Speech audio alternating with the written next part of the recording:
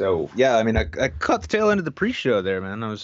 I thought it was a really fitting tribute Uh, to the career of R. Kelly, the way you played that song. well, I mean, that was Smack my bitch up. no, no, that was first of all that was genuine. Uh, right. Yes. Yes. Also, you are immense compared to you usually are. Holy shit, man! Wow, There we go. you're so There we big. go. You're so big. That's what they say. It's what, well, by they I mean you and certain others who shall remain nameless if I'm ever left at their grave with a I sandblaster. look so tiny. I need to like make myself bigger to make myself not so emasculated. There we go. All How right, is fantastic. everybody doing this fabulous midweek? Hey, mutants, love you. What the fuck? It's midweek. I've been drinking tequila. America, fuck yeah.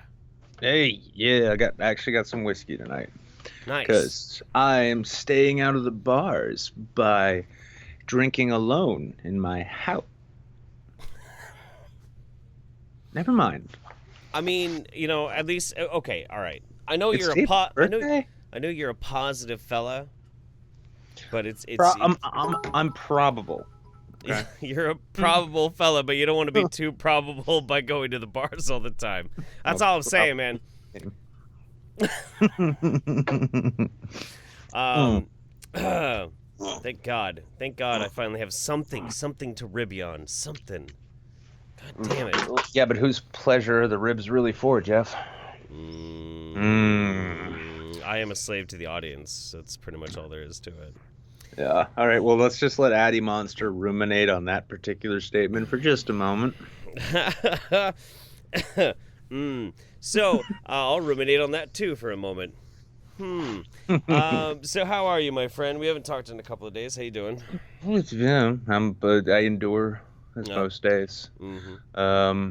I made more fucking steak because I've got the best friends a person could ask for in many capacities. One being that they both, be honest with you. this is Jetty and Gabe, gonna return both it. really want to learn to cook, slowly Sure. learning as they go. Right. Gabe's gotten into this habit now where he'll just go to the grocery store, find a big slab of beef, like a top round or a rump roast or a shoulder. Right. Find it, check the marbling out. He'll hunt for that shit like Jamie fucking Oliver, and then he'll just show up at my door and like, hey, look what I got. What do we do with it? And so today was a nice Today was a nice 5.5 hour roast. It was a rump roast.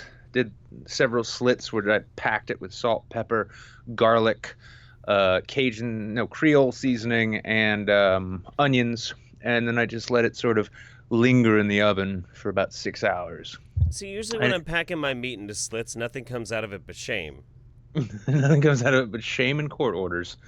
Well, Yeah, well, I mean, I get court orders regardless, but that's fine. No, a quick so happy- you are becoming quite a foodie. So I've been. I know you've been one, but like you're not just like a regular type of foodie. You're not like the type of foodie who's like, I love making really good food. No, Nick here has become the type of foodie who like messages me at like 2 a.m. in the morning his time to be like, look at this fucking delicious shit that I just made right now. I hope you're not hungry because I'm showing you this amazing food that I'm eating. I'm like, what the fuck are you doing? Are you serious right now? That's Yeah, not actually, fair. thank you for reminding me, Jeff. Just check your DMs in just a moment. Oh my god. God damn it. It's fucking Yeah, driving me it's crazy. now it's kind of it's a funny, creepy, but also kind of creepy thing because one of the things that's really gotten me into really enjoying making, especially like beef or lamb products, is I've been watching Hannibal a lot lately. Yep. And if you're not familiar with the show, once you wrap your head around the fact that it's not real human meat that he's cooking, but you kind of wish that it was, you're like, wow, that's some serious technique right there. Oh, you throw it in flour, then you braise it. Oh, shit. Well, so, yeah, it's been nice. I've been putting chamber music on in my kitchen, making crass jokes about how this one just wasn't fast enough to get away. And then when people ask me, what are we eating?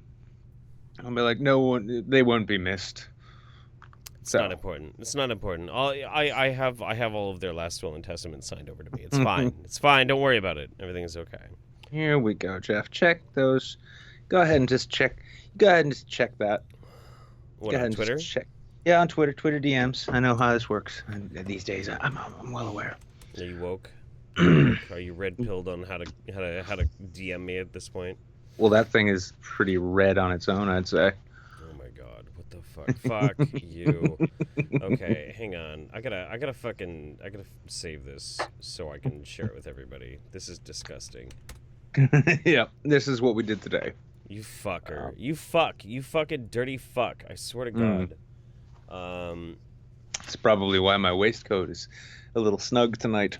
Mine's a little snug because I drink like a person who's very desperate for validation in life. No, that's called posting to YouTube. Oh yeah, yeah. No, that's right. Now, the image here doesn't really do it quite enough justice because it was kind of washed out. All that pink you see is actually proper red in real life. Everything else just got washed out because of the lights. But yeah, so that is that's a nice big old piece of steak. Took 6 hours in the oven, and yeah, like these millennial foodies who are like, I just paid $32 for avocado toast. Guess what? You're doing it wrong. Yeah, you're definitely doing it wrong. The only thing better than having... If anybody is doing food wrong lately, it's Paul Joseph fucking Watson. Did you see that shit that he was posting on Twitter? No. Oh my god. He goes to Austin, Texas, and he starts posting this long thread about how this is how hipster restaurants are such a problem. Look at this menu. And then it shows a picture of his food, and his food sucks. And I'm like, yeah, that's rich people food, you fucking idiot. You don't eat. If you want to eat good, don't eat rich people food. Rich people don't know how the fuck to eat. Not just that. If you're eating in Texas, right? You do. Yeah, there are great places in Austin. I am positive of it, right?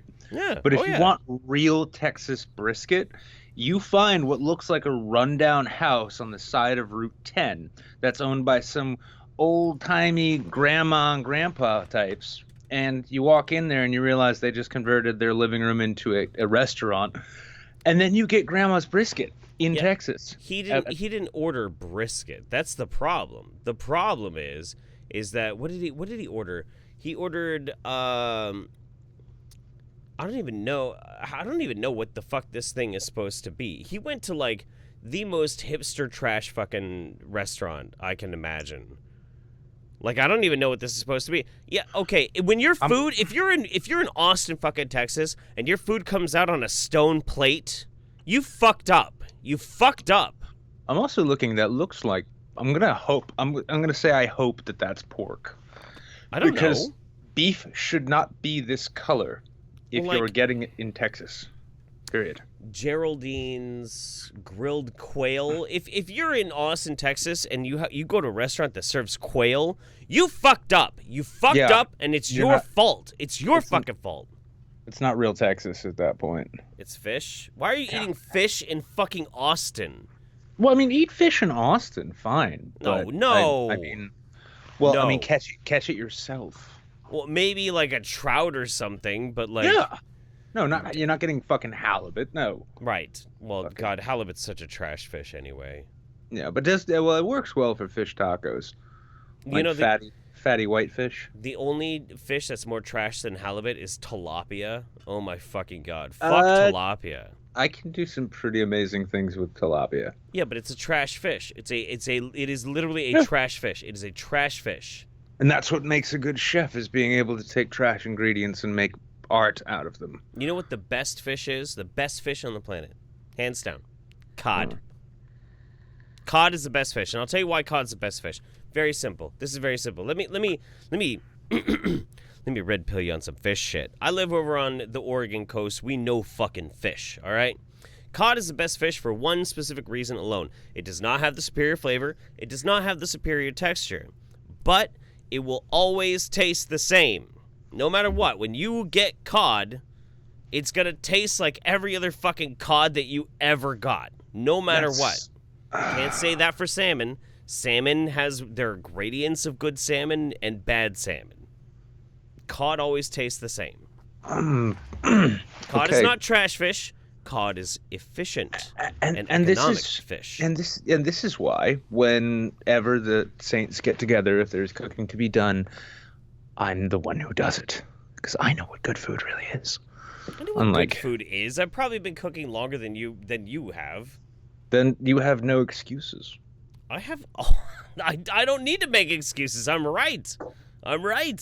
Clearly you do. I mean, it's good to own your own failings as you go through life. If I was to say throw a dinner party for somebody, and I was to cook fish, I would probably cook salmon. But I would pick the fucking salmon out. I wouldn't take them to a restaurant and have salmon because that's just asking for fucking trouble because they'll always pick the shittiest fish. That's what restaurants do. I know. I worked at restaurants. That's how it fucking works. Unless you work at a good restaurant like I did. Yeah, good restaurant. There's no such thing as a good restaurant. Yes, there is. No, there's not. No, that's a fallacy. That's totally full of shit. I've eaten at Cress. I've cooked at Canteen. I cooked at the Pearl. Yes, there are good restaurants. The reason you don't believe that they exist is because you can't afford to eat there. Yes, I can. No, there's no such thing as a good restaurant. There are good cooks. There are good cooks, there's good chefs. Yes. That's what it comes down to. I have seen far too many good restaurants laid low by having shit chefs, but they stay in business because everybody collectively assumes that it's a good restaurant, but their food is trash. Well, here's something you guys can look forward to because I have been in these culinary adventures of mine, actually documenting them with my shitty little LG phone. But we have an experiment coming up soon where we're going to be getting I believe, a pig's heart. Yes? I'm going to take a pig's heart. I'm going to stuff it full of herbs and various seasonings and probably some chopped onions, some garlic, which is sort of my thing. And then I'm going to first saute it in... probably if I can get regular ass tallow fat, just saute it in that. Right. Just to get it on the edges, and then give it a good tie and put it under the broiler for a bit, and then top it with some variation of a Mornay sauce after it's sliced. So I will be actually documenting the preparation of heart. Don't jack off in front of everybody. Come on, man. We'll get to the Streamlabs in just a second. Hang on. Brain. And then we're going to eat brain. We're all going to eat brain. We all going to get some brain up in this bitch. Y2KNW says, if I want to get good fish, we got to fish through a hole in the ice up in Canada. That sounds good, man. I'm not discounting that. What I'm saying is, like, if you want to get a consistently good meal from a restaurant, because I'm not really a foodie, I'm a food Nazi. I am a fucking straight up food Nazi because I worked in restaurants for so long. The restaurant that will always be a consistently good restaurant is a restaurant that opens with one chef, and when that chef dies, the restaurant closes. That's a good restaurant. Now, there are restaurants that will be consistently good throughout their entire span of their careers and being open, but that's by luck because you never know when they're going to get a shitty cook, and that good restaurant can suddenly turn into a piece of shit. It happens all the time. Oh, no, I know. It's just a good restaurant is not, like, it's not something that closes and shutters its doors when the chef dies, because a good chef. No, it's like it's like a Jedi thing when the apprentice finally surpasses the master, and then the master seppukus himself with a butcher's knife in the dishwashing section. You were supposed to bring balance to the hollandaise sauce, not destroy it, leave it in darkness. Exactly, and bequeaths the restaurant and all of its debts. All right. To his apprentice. I feel it. I'm feeling this. Yeah. All right. So we got a lot of love super early on. I like that. Especially because we've just been fucking off here. Miles Swan resubscribed 12 months. Happy 12 months, fam. 12 full months. Hell yeah. Fuck yeah, buddy. Mistaken Reaper says, appreciate all the stuff you guys do to make me laugh. Turn all the hard times this past week has been hell. So gotta go be nice to actually hang out with some people that are cool. Fuck yeah, man. Glad to have you here. Addiemonster tossed a gifted sub to Donnie, and then Donnie had to go and do homework. But thank you, Addie. Larry Kubiak says, 15 months, motherfucker, with the resubscribe for 15 months. Thank you very much. Addiemonster. Whiskey and Del bars got me fucked up on the good this auspicious ashy evening. What a fucking week it's been, but you know what? Here we is, Wednesday, my favorite night of the week with my favorite eat peeps. Pardon me while I upgrade my gray matter. Indeed. She also says, "O Bezo saints, anoint thee unto this holiest of eves, the day of wedness, wherein we partake of sacramental schnapps and only the lowest quality of holy liquors. Bow now our heads in the name of Lord Bezos, that he may grace us with a great show, gay men." Yes. Gay men. It needs to be a thing now. Bread Mess BBJ, 7 months. Thank you so much. Anime-Mun. I'm not a Catholic, but my dead mother was excommunicated from there for being a bitch. What? No, I never put shit on my forehead. The only ashes in my place were cigarette ashes. Here is a fuck off to the idea of Lent. And gave us a link. We'll fuck around with that here in a little bit. Me and Nick are sparring. We're sparring on restaurant shit right now. Wouldn't it be great though if like the origins of the ash on the head ultimately came from some like dickhead priest who just liked to smoke a pipe, and when the kids would come up, he'd just kick it in his hand and smack him on the head? That would be pretty good. That'd be Yeah. pretty good. Listen, I mean, if there's one thing we know about religious lore, it's that it can be changed at any time to distract from the widespread sexual abuse of children. So, that being the case, Catholic Church, hit me up. I got a PR agency I run on the side because this YouTube Twitch game just ain't cutting it when it comes to bills. So, more than happy. Right here. Yeah, more than happy to bilk the embattled Catholic Church for all of their millions. Larry Kubiak with 1,000 biddies says, "Happy birthday to Caffeine and Jables." Happy birthday to Caffeine and Jables. It's Caffeine and Jables' birthdays. Holy shit. Guys, pinkies the fuck up for Jables and Caffeine Tweaker. Holy fucking shit. Spam that shit in the chat. I want to see it. Yeah. Let's get crazy. Now we can all get back after the show is done. We can get back into the Discord and come up with all the lore about how their parents just ended up like having some massive hippie orgy back in the 70s. Nice. And no one's really sure who belongs to whom, and maybe they were switched at birth. I think Jables and Caffeine were both born in the 90s. It was a very long pregnancy. Donnie says, "Hey, Daddy Jeff, and hello, Nick. Sorry I can't stay in tonight. I have to go to work tonight, and the day Wi-Fi there doesn't support Twitch. Drink lots. We will. Oh, we will." Oh, crap. We have to update the title, by the way. It's 77 now. Sure? Ash Williams Wednesday. Oh, Ash Williams Wednesday. No, that's good, actually. Yeah, let's do that. Let me change that. Ash Williams Wednesday. I'll be honest with you. And of course, if those special guests who I sent you transparent PNGs in Skype earlier wish to make an appearance on the Voyager, well, you've got the PNGs. No, I have the Ash one. Wait. Which Ash one? The Evil Dead Ash, yeah. Oh, because there's the other one, too. Yeah, no, I know. Fine, Jesus Christ. All right, make more work for me, you fuck. Hang on. God damn it. I know what I do. Jeez, that's actually like in your job description at this point with this. It is. I mean, like I labored over that hot oven, cooking up all that delicious 3.5 minutes of promo. I really thought it would be shorter than that, but whatever. Yeah, I labored all day. Oh, it looks like he's got a microphone hand now. That's awesome. Kinda, yeah. Groovy. Groovy, yeah. Crab90 says, "Have you guys ever met someone who pays inflated prices for toast? If you have, please point them to the closest Smith's grocery store and choke them with an avocado down their throat because they're too stupid to learn anything." No, I agree. Addiemonster says, "Decide with Nick, fish like tilapia are great for stuff like fish tacos and the like. Kind of like not wasting your top shelf booze haul on mixers. Not tilapia is always trash. Use cod." Well, yeah, I mean, a good way to prep tilapia, though, is so just take a ceramic dish, baby spinach on the bottom. Right. Treat it with whatever seasonings you like. I usually like to just go for Creole and Cajun seasoning because it's got the most pop. And a white fatty fish. Right. Throw Creole on it. It's good.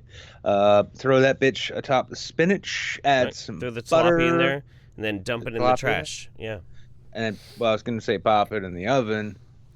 And then eat it with like a sautéed mushroom onion sauce. Right in the trash.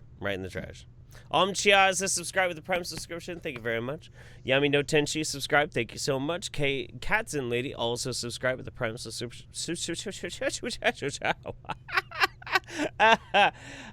One more. Addiemonster says, "Oh yeah, speaking of ash on your head, Jerry only wiped his eye black on my head like 5 times throughout my life, and I also got a headlock in his fat, sweaty armpit. It was gross but great.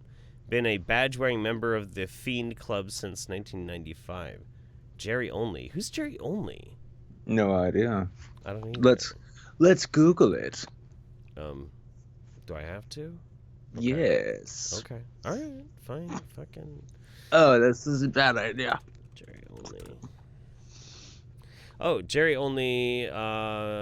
Jerry Only, American musician, well known for the bassist for Misfits and later the vocalist as well. Oh yeah, no, that's right. Yeah, he was the later vocalist for the Misfits. That makes sense. Okay. I forgot I can't ever button a shirt up all the way because of my throat. It's because you're fat. No, it's not because I'm fat. It's because I'm the biggest disappointment to any sort of BDSM enthusiast out there. Is because the moment you put something around my neck or wrists, the rest of my anatomy just gives up. You're like one of those. The more you know. You're like a fainting goat or like the death snakes. Like you touch the snake and it goes. I'm a fainting snake, or a fainting death snake, or a death goat, which is the name of my new punk band, by the way. It's a punk metal fusion thing called Death Goat. He won't even let me play bass in it. It's really annoying. You can find our live EPs being restreamed over at stream.me. Sure you can. It's where the embarrassing trash you don't want people to watch goes these days. So check it out. Except stream.me is gone. Well, that's why no one's been watching our music video. Fuck. Yeah. That was that's interesting. That was an interesting thing. What, the stream.me coming and going? Yeah. I hope they had their own like super chat thing where it's like put in your credit card, bank account numbers, and last 4 of your social. They did. It'll be fine. Oh yeah. Whoops, we had to close down shop and go back to fucking Bhutan where we're from. Do you know why stream.me went down? Because it was garbage? No, because they had hid who owned it for the longest time. But apparently a bunch of Anons found out who it was, found out who the guy was, found pictures of him and his wife. Apparently he had a very attractive wife. They then printed out pictures of his wife and then masturbated all over those pictures, took pictures of their cum shots, and then sent them to him. And he responded by shutting the whole damn website down. That's kind of surprising. I mean, for all we know, they've been married for a long time. Maybe that was just those Anons trying to remind him, like, hey, man, you got a gorgeous woman on your side. You got this baller-ass website going with all this, like, highbrow, big brain shit being streamed to it. Mm-hmm. You should be proud, man. Listen, I dropped some of my own kids on her fucking pixelated face to show you. Yeah, that's just a part of the internet. Somebody said Jeff is a bass player, so his odd takes now make sense. No, I'm not a bass player. That's why he won't let me play bass for him. I don't know how to play bass. It's a pretty good reason not to let somebody play bass in the band that don't exist. Yeah. I mean, the band not existing on its own is a reason. But... Well, I mean, there's I mean, I guess. Yeah, so Death Goat Metal Parade, the sequel, coming to Tower Records. You guys asking if we want some cum shots for our community? Not really. No, that's been happening for a while. I mean, shit, that's a reg. I mean, listen, I know I lurk sometimes, but I've seen the Discord. I know how it works. It's the quiet cum shots. Everyone's just like, that was a great dog post.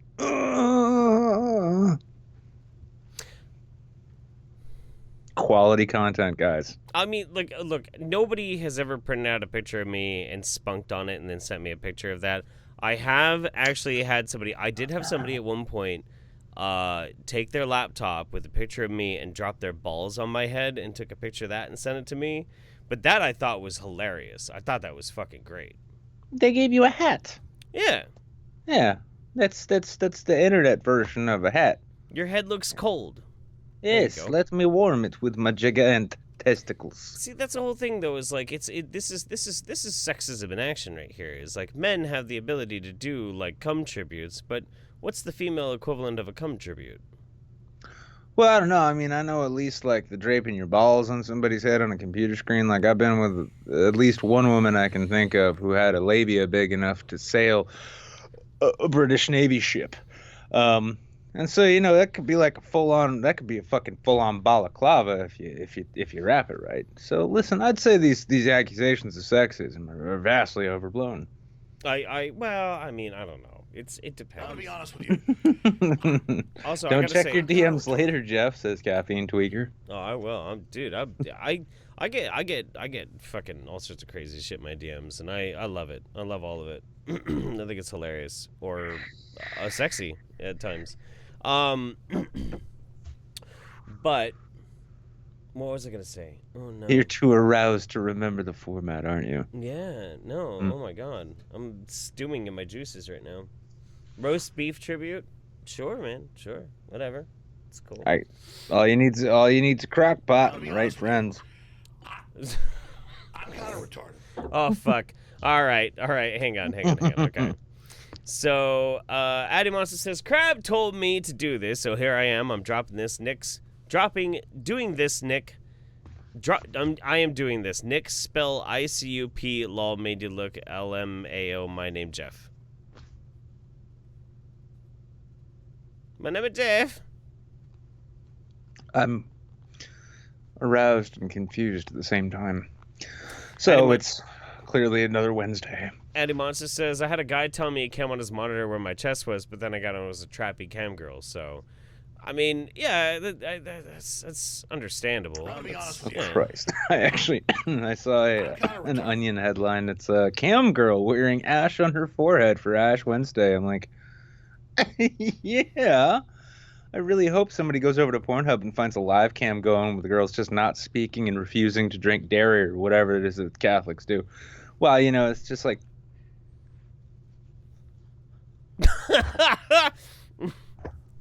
Well, you're definitely not giving something up for Lent, that's for sure. So, Larry Kubiak with the $50 says, let's send off our honorary Moon Jew, Keith Flint, with their arguably worst song but best video.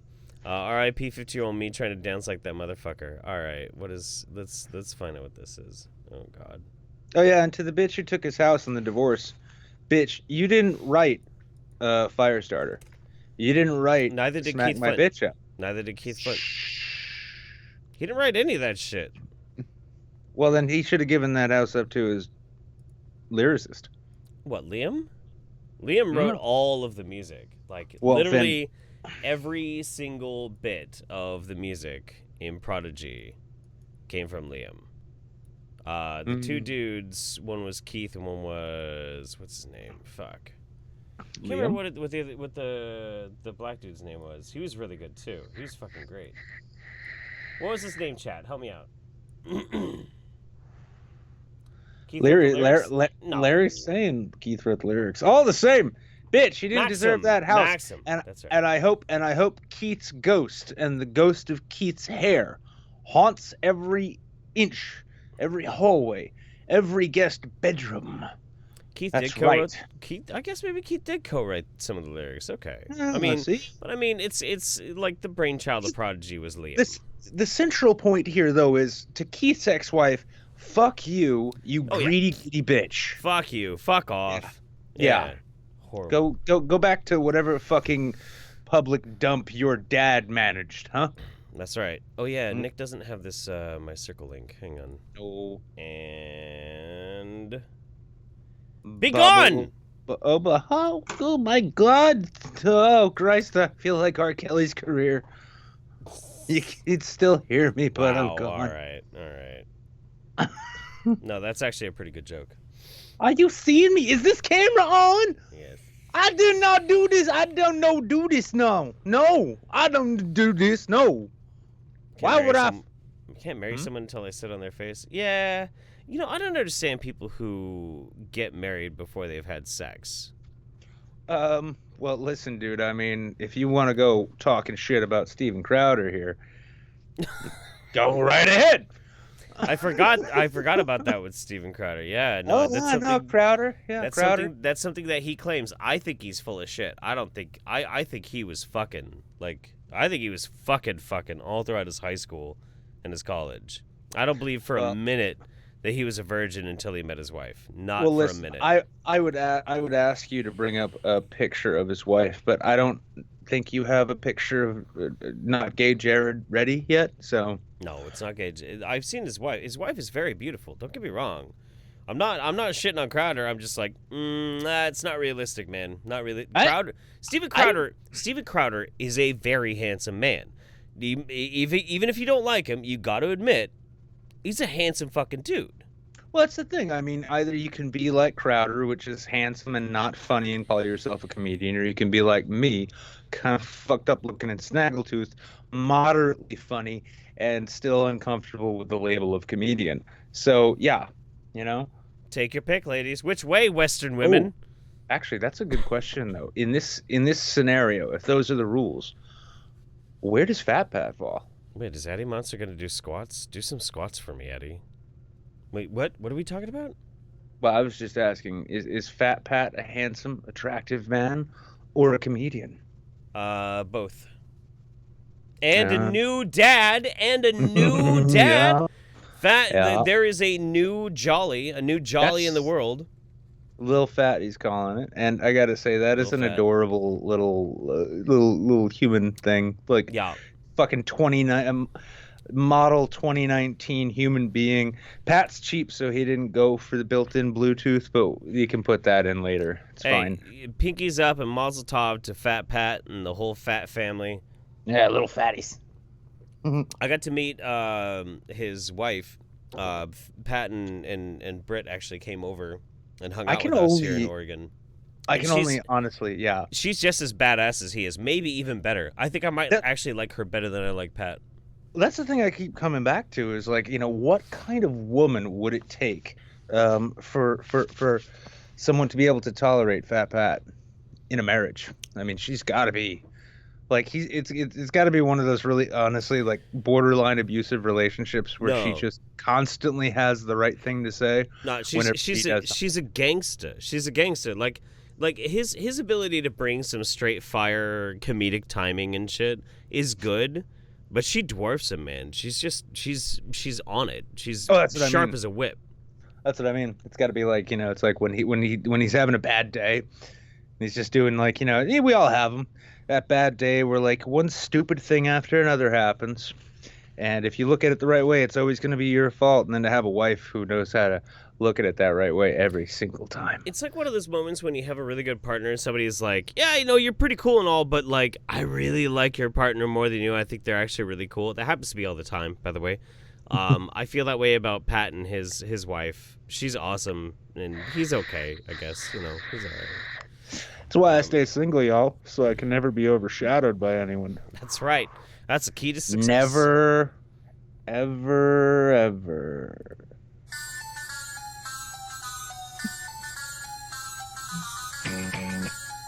Do you have that mic circle open or what? Yeah, it's open. Oh, okay. Proto Beastie Boys. I like it.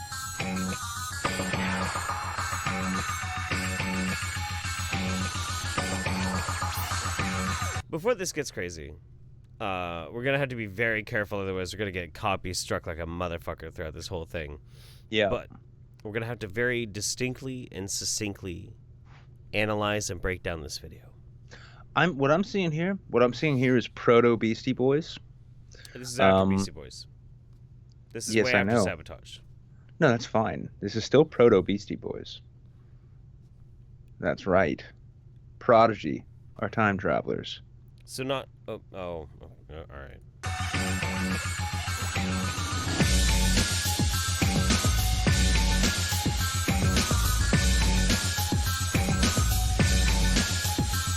By the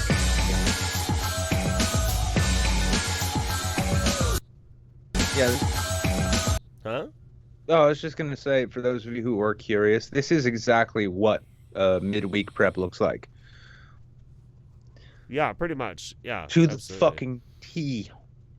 I mean, well, sometimes it's me like literally peeling myself off the floor, being like, "Oh, I'm gonna do what? Oh, fuck."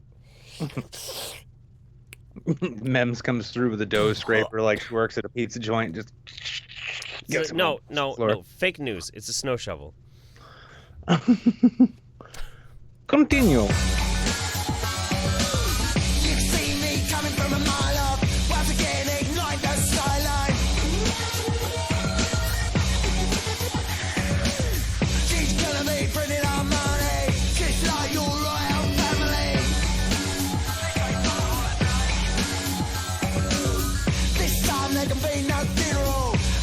Oh, Keith. R.I.P. and pepperonis, Keith. Rest in prodigy, I'm kinda Keith. retarded. Rest in prodigy. Yeah, I should have put in my nose ring just in tribute. I should have stabbed a fork through my nose.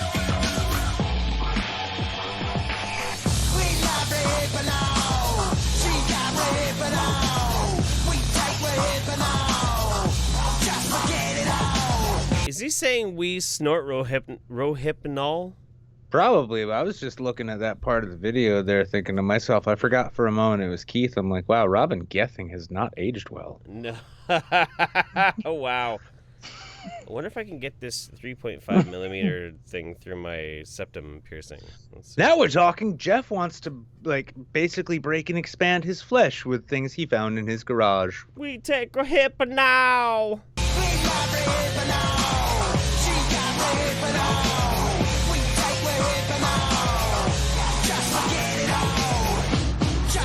It's too big. Oh. No, it's definitely too big.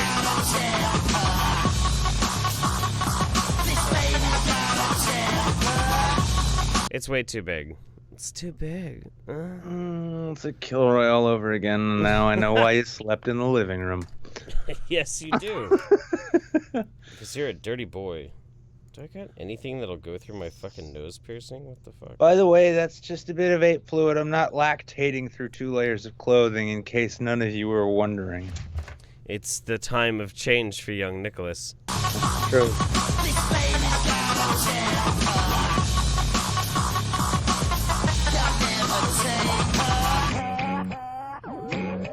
Look at them udders! Oh, dear. All right, Larry. It's Twitch, man. It's Twitch. You're gonna make me have to edit some shit again. God damn it. God damn it. I approve. I mean, I approve too.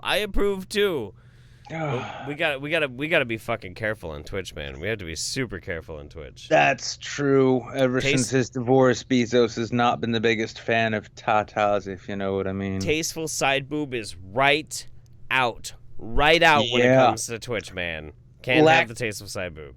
Yeah, lactating Sports Illustrated thoughts. That's just art. Post it to Tutter. Oh yeah, what's up, dude? Biotech babe with a fire. Hell yeah. That's some funny shit. That's good. Oh man.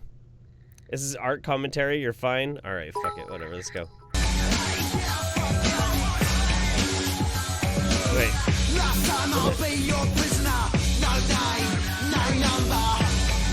Yeah, you tell that fucking cow. Fuck you. Fuck that cow and all of its bullshit. Fuck you, cow.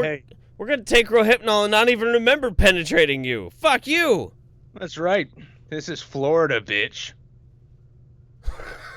Oh my god. What was the name? There was that documentary about that fucked up farm in Washington State where Mr. Hands took place. Zoo. I think the name of the documentary was Zoo. Oh, sorry. Flashbacks of Zoo.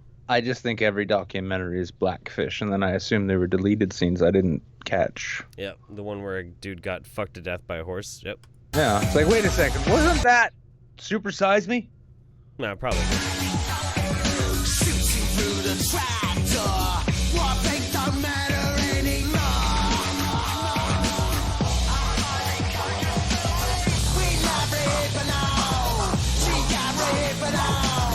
Yeah. Yeah, no, he is saying we love Rohypnol. No, he is. Yeah, Huh. absolutely. I told you about that story about when I beamed a chick in the face with a jug of water because she was on GHB. No, No? I never told you that story? it doesn't spring to mind. Okay, so I decide that I'm going to throw this big-ass fucking party on the beach. There's this spot on the Oregon coast where nobody knows. Nobody knows how the fuck to get there. Only the locals who used to live around that area, and I used to, know how to get to this private beach. So I load up 2 fucking schoolies full of gutter punks and crazy party kids. We all go down there. We build all these fucking structures, this giant bonfire. We're having this huge fucking party. Generators, DJ booth, massive sound system, just rage all fucking weekend. Threw the whole thing together myself, me and Mems. We put it together. Way before we ever had the kid. There was this girl there named Avery. God rest her fucking soul. She's dead as fuck. But before she died, obviously, she had this tendency to always take a fuck ton of GHB, which is basically low-rent Rohypnol, and expect everybody to take care of her. And I had already taken care of this girl like 6 times now. At parties, out at clubs, things like that, dragging her out of a bathroom and she's all junked out on heroin and GHB. Like, I'm just tired of her shit. Shows up to my party on the coast, and she is out of her fucking mind high on Rohypnol. And they're like, Jeff, we need your help. You're in charge of the party. And I'm like, what's wrong? And they're like, Avery's all fucked up. I'm like, oh, God, what'd Avery do now? So I walk over and I look, and I can see immediately she's fucked up on Rohypnol. And I'm like, oh, well, she needs water. Well, can you get us some water? I'm like, me? I'm busy. I'm trying to throw a party. Fine. You know what? Fuck it. So I go over, I grab a big old jug of water. I walk up, and I bean her right in the fucking head with that goddamn bottle of water. What are you doing? You can't hit her in the face. She's drugged down. I'm like, I'm tired of this bitch's shit. I'm tired of her. Put her on the school bus, give her water, and put her to bed. No more. Out of my party. Go away.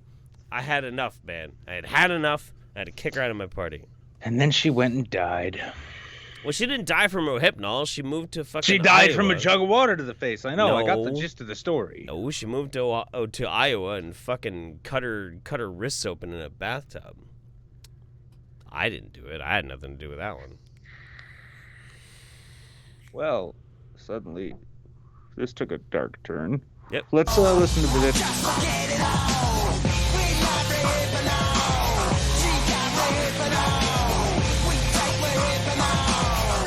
Just forget it all. This baby got a temper. This baby got a temper. That is the life lesson that you can take with that story, is if anything actually bothers you, just bean it in the face with a big old jug of water. Usually it goes away. Not only that, if you really want to get in good with Charlie Kirk, all you have to do is pull this music video down, take the audio out, and then just lay clips of Alexandria Ocasio-Cortez over it and say, this is the future that liberals want. Oh, why is that so fucked up? There we go. Your window was all fucked up. That's weird. I'm bouncing. Yeah. So, are we finishing this? No. Let's be done. Let's be Yeah. done. I honestly it's already listen, I've been on the wagon for about 6 months now, not dosing myself with Rohypnol so that I can remember these shows. So let's keep that trend going. Bruce Campbell, if you're watching, we're still waiting on that response from at cameo.com. Bruce Campbell, if you're watching, come north from where you live, because he lives in Oregon. You know that, right? No.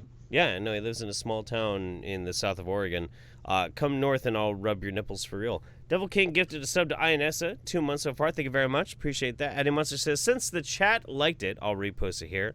I'm 100% sub, but I would switch to beat the shit out of Onision with a riding crop and a flogger while wearing full dominatrix gear, fishnets and all, and smash his balls in slowly with my 6-inch heels. We all dream of being Billy the Fridge, but only Billy can do that. I too would dress up like a dominatrix and smash Onision's balls. Yeah. I just give him a dick punch in public. Yeah. Yeah. Just Mystic, like, bro, Mystic and Reaper toss the Get this on bases. camera.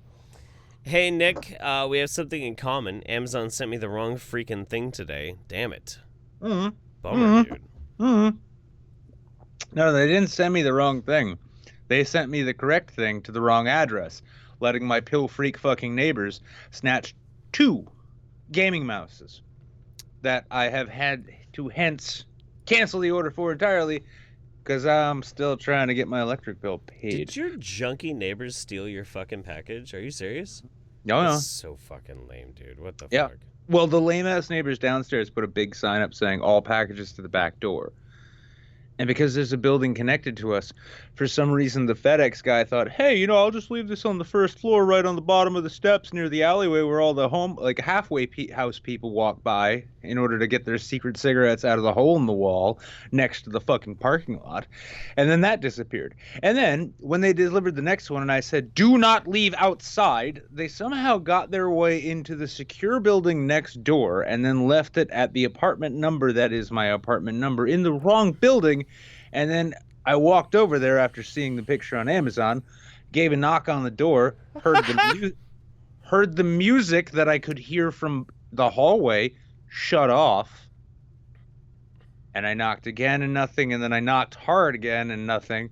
No, the junkies, I hope they enjoy the gaming mouses as they play their fucking Roblox, I'm sure, you fucking crackheads. Addiemonster says, this is like live action Beavis and Butthead. I'm too drunk to play Mr. Hands on stream, you fucking puss. I'm not playing Mr. Hands on stream. I'm not. Although, I wonder if somebody's ever done just an audio rip of it on YouTube. That'd be interesting. Hey. Oh, Christ, can you remember back in the day? Just so we can listen to it, We used to have this thing called a format. What is this? What is this? Oh, that's just a reaction video to Mr. Hands. Whatever. No, it's fine. We'll do that later. The sound is the worst? Yes, the sound on Mr. Hands is the worst. It absolutely is.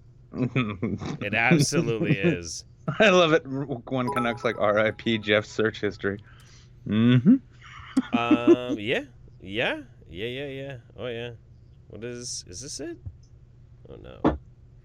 Trying to find it right now. Trying to find Mr. Hands. Don't mind me. I'm just wondering where the real Ash is for this Ash Wednesday. With the real Ash? Will the real Ash please stand up? Please stand up. Please catch them all. Please catch them all. Ooh, okay. Make sure I don't have any of these browsers open when I click this link. Risky clicky. Risky clicky. It's like, wow, a fucking bunch of antivirus software I don't even have is warning me not to go here. Yep. So this audio is happening. You can't hear it, unfortunately, Nick. No, okay.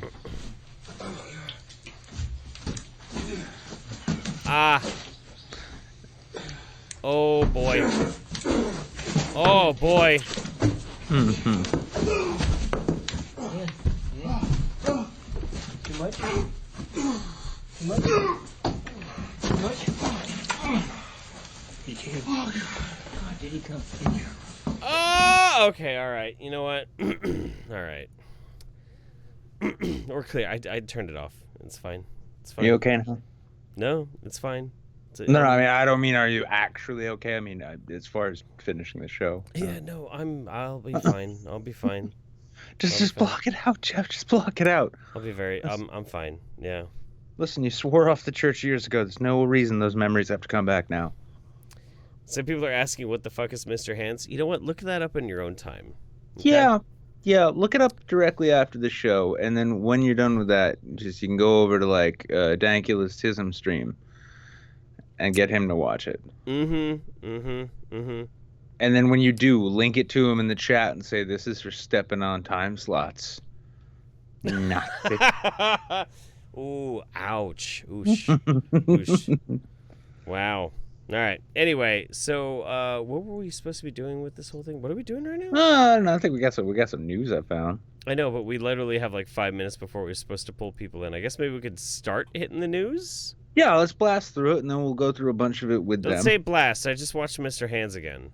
All right, let's just ejaculate this news item out real quick. You Yeah. fuck. You fucking fuck. Oh my god. All right. It's all gonna be okay in the end. Can I say in the end, Jeff? Yes, it's fine. Hey-oh. All right. There we go. All right, let's go. Let's get crazy. Yep. So to start out with, because the next one is definitely I picked that out. I picked the next one out especially for you. But this one, yeah, the bizarre reason why parents throwing slices of cheese at their baby, because they're fucking stupid, and the internet can get them to do anything. Now, I will say that with the R. Kelly debacle going on, it's important to make proper sandwiches out of your children, and not just throw cheese at them. Now, if you don't have children, feel free to throw cheese at them. In fact, if you want to carry around a small bag of Parmesan in your pocket, and you can just fairy dust any infant you see before running from law enforcement, that's your prerogative. I didn't encourage you to do that. That was your idea, and I'll say that much in court. But when it comes to social media, it seems not a day goes by there isn't a weird challenge taking off. From the Harlem Shake to the In My Feelings challenge, people love filming themselves doing dumb shit in the hopes of getting internet fame. The, quote, cheese challenge is the newest craze and oddly involves adults and older children throwing slices of cheese at babies' faces. Yes, that is correct. Parents are throwing cheese at babies' faces. Now, it all began on Thursday when a Twitter user named Uncle Gmuxels, who the fuck knows what that, I don't even know, shared a video on the platform saying, "Just cheese my little brother." Ha ha, lol. In the video, someone could be seen throwing a slice of cheese onto a baby's forehead. Quickly went viral, with more than 8 million people watching the clip. 8 million people watching an adult throw a piece of cheese onto a baby's forehead. If you ever have to wonder how and why it is we are doomed as a species, 8 million people watched a man throw a piece of cheese onto a very confused infant. Is there a video in this one? I believe there is. I think there's a video. There should be. There is one. But it was too late. He'd started something. People all over Twitter began filming themselves flinging cheese at children's faces, with one mom even going as far as to throw an entire cheeseburger at her young son. Single mothers, man. Fuck you, Terry Crews. Some little ones thought being hit with a slice of cheese is funny. Others didn't. Others didn't seem to know what was going on. Because they're fucking babies! A smart baby would eat cheese. Babies. The babies who don't eat the cheese are the ones we send to the mines. Even those who don't have babies are getting involved, throwing cheese at their pets instead. I can't see the fucking video. Where the fuck was it? Well, one person said it's wrong in so many ways. That is such a classic internet comment. Another said that it was child abuse. No, it's not. Listen, if you wrapped your fist in cheese and then hit your child with said cheese/fist, that's abuse and a viral trend to come.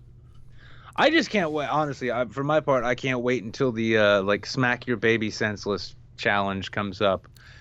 And people are like, but it's just so funny. Ba, ba, ba, ba, ba, ba, ba. Right.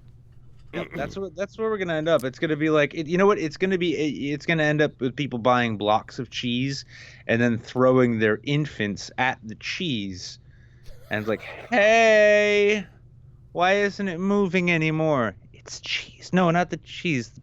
Never mind. We can make more of those, right? It's cheese. No. I don't know how to make cheese. I was talking about the baby. Oh, make more babies. Yeah. Okay. All right. Yep. A different user filmed themselves simply handling their child a slice of cheese to eat, with many agreeing that was a much nicer version. That's a good one. It's like, hey, here you go, baby. And then the baby smiles like, you're one of the good parents on the internet. Like, no, I'm not. No, probably not. Probably because not. I'm still putting you on the internet, young one. But yeah, people, like last year or so, we were like, what the fuck is with these people? They're eating Tide Pods. Are they fucking retarded? And then we discovered a whole bunch of them managed to breed in between then and now. And this is what they're doing. Mm-hmm. That's right. We've Fantastic. made America great again. All right, so Honestly, I'll say this much though. What I've seen from these videos, this is a bunch of really shitty parents because these are all just like craft singles. Nobody's actually getting like a proper block of Land O'Lakes or like some good brie. Yeah, you shave a piece off and then you just whip it at an infant's face. And people say I'm fucked up for getting cooking tips by watching Hannibal.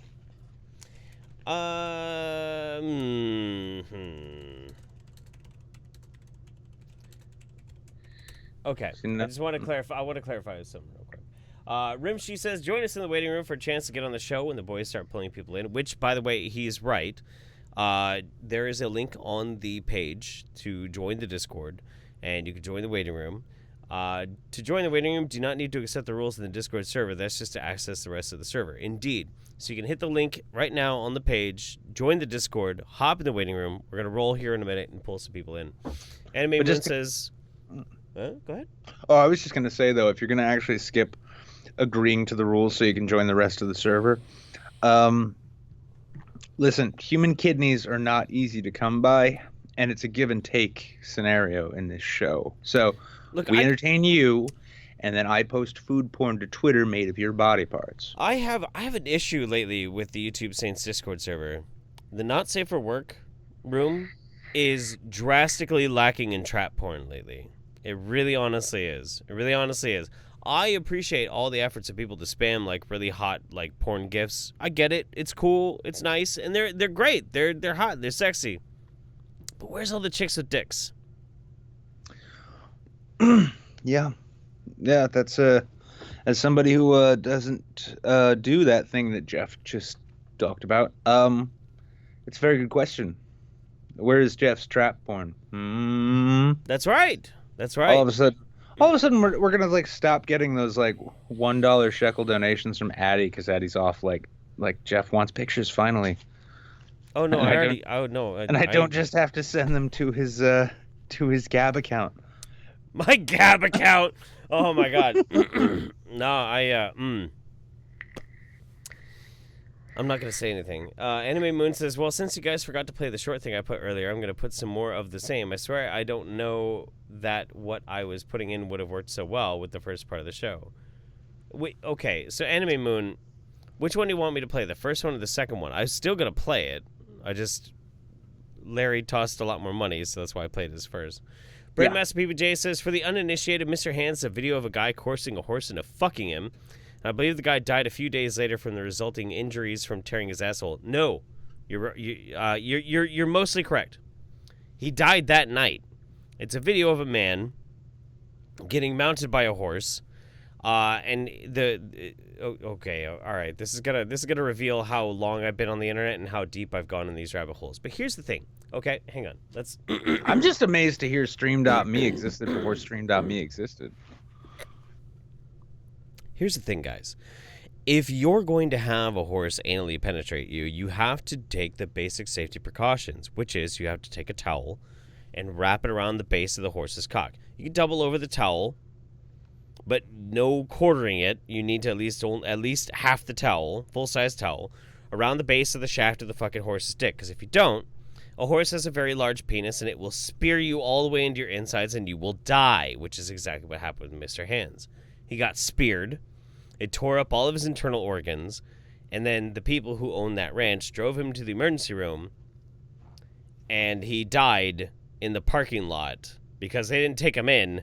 They just kicked him out of the fucking car, and he bled out of his asshole, and that's how he died. I'm kind of retarded. Or do the smart thing, and this is my recommendation as a doctor. Don't fuck horses, because it's gross. Addiemonster says, ban assault jugs of water with underslung craft singles, and also watch Mr. Hands with your mom, and subscribe to Angry Kid. Indeed. Anime-Mun says, start with the first 30 seconds and follow with the second. Okay. All right. You know what I really want to see? You know that channel on YouTube, Dr. Mike? Yeah, I do actually. I want to see Dr. Mike review Mr. Hands. I do too. Or Chubby Emu. Dude, Chubby Emu guys, would do great with that. As a doctor, I cannot stress enough, don't put horses in your body in any way, let's watch more Grey's Anatomy. Mhm. Do you like food?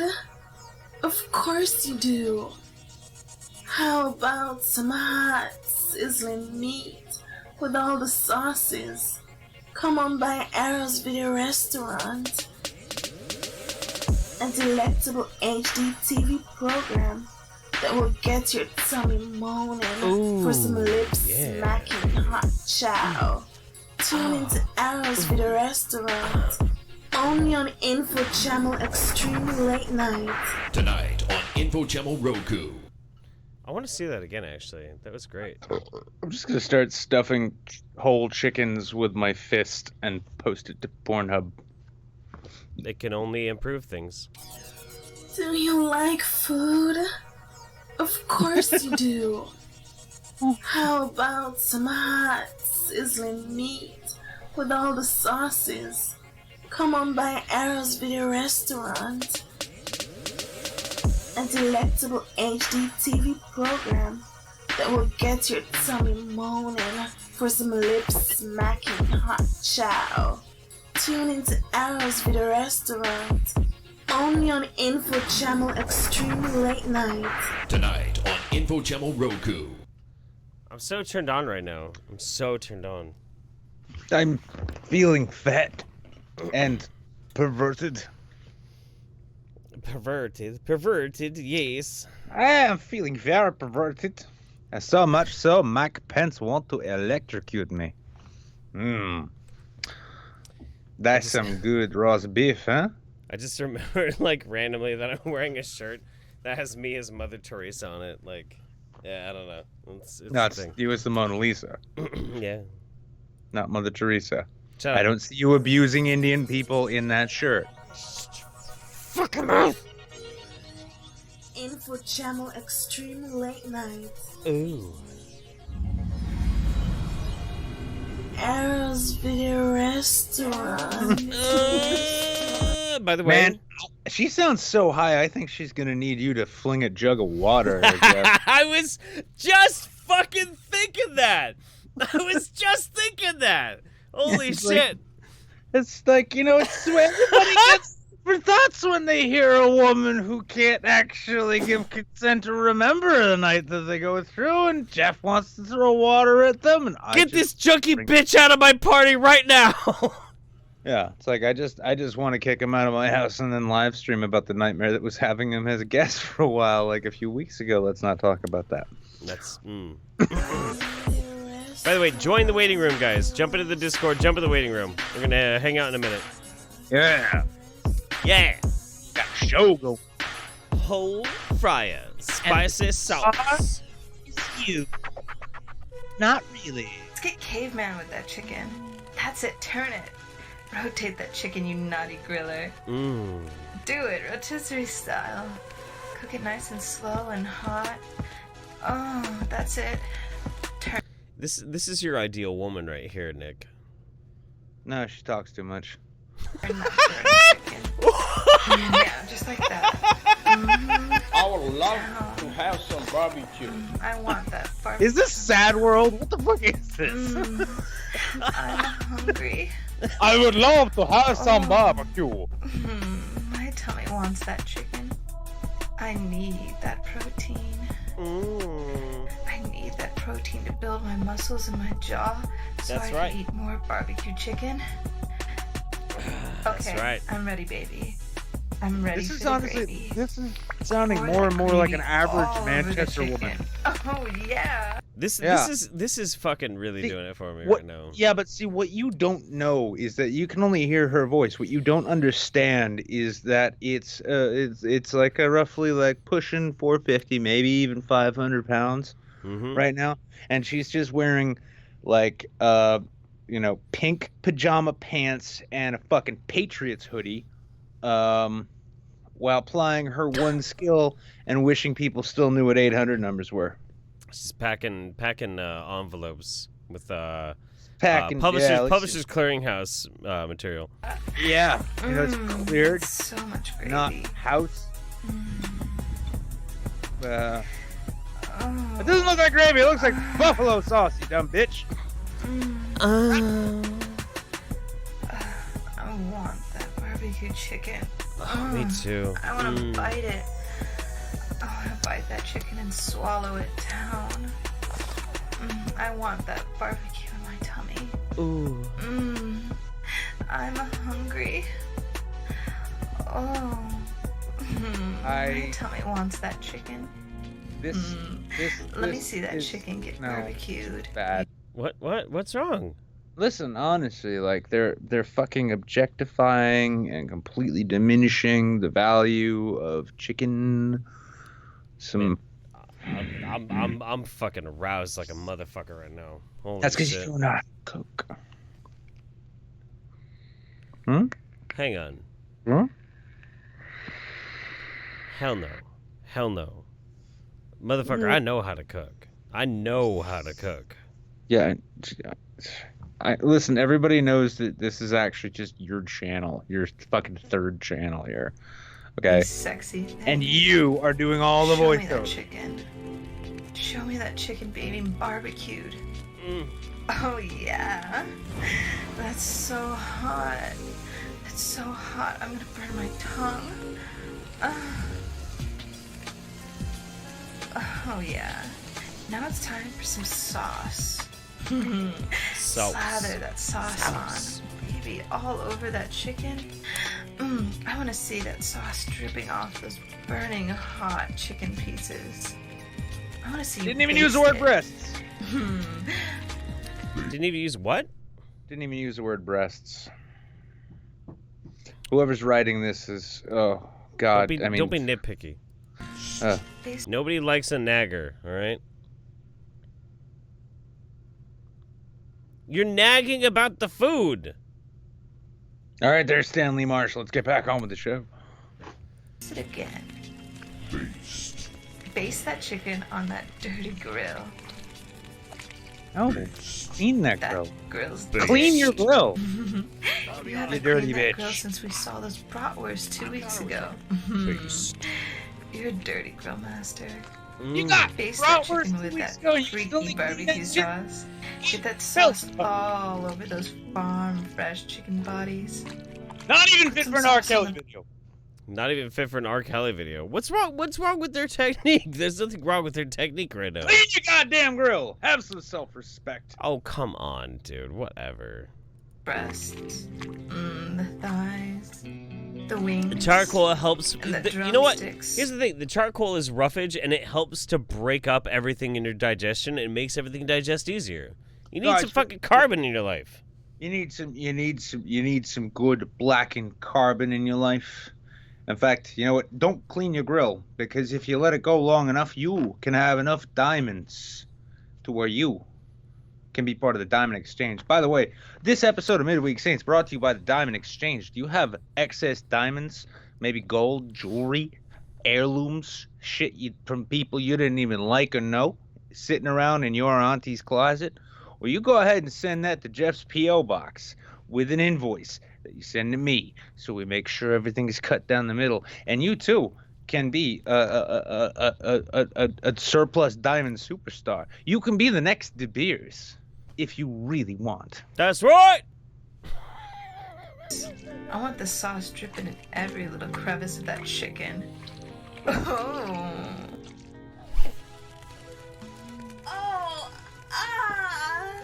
That's what she sounds like when you put her on the grill.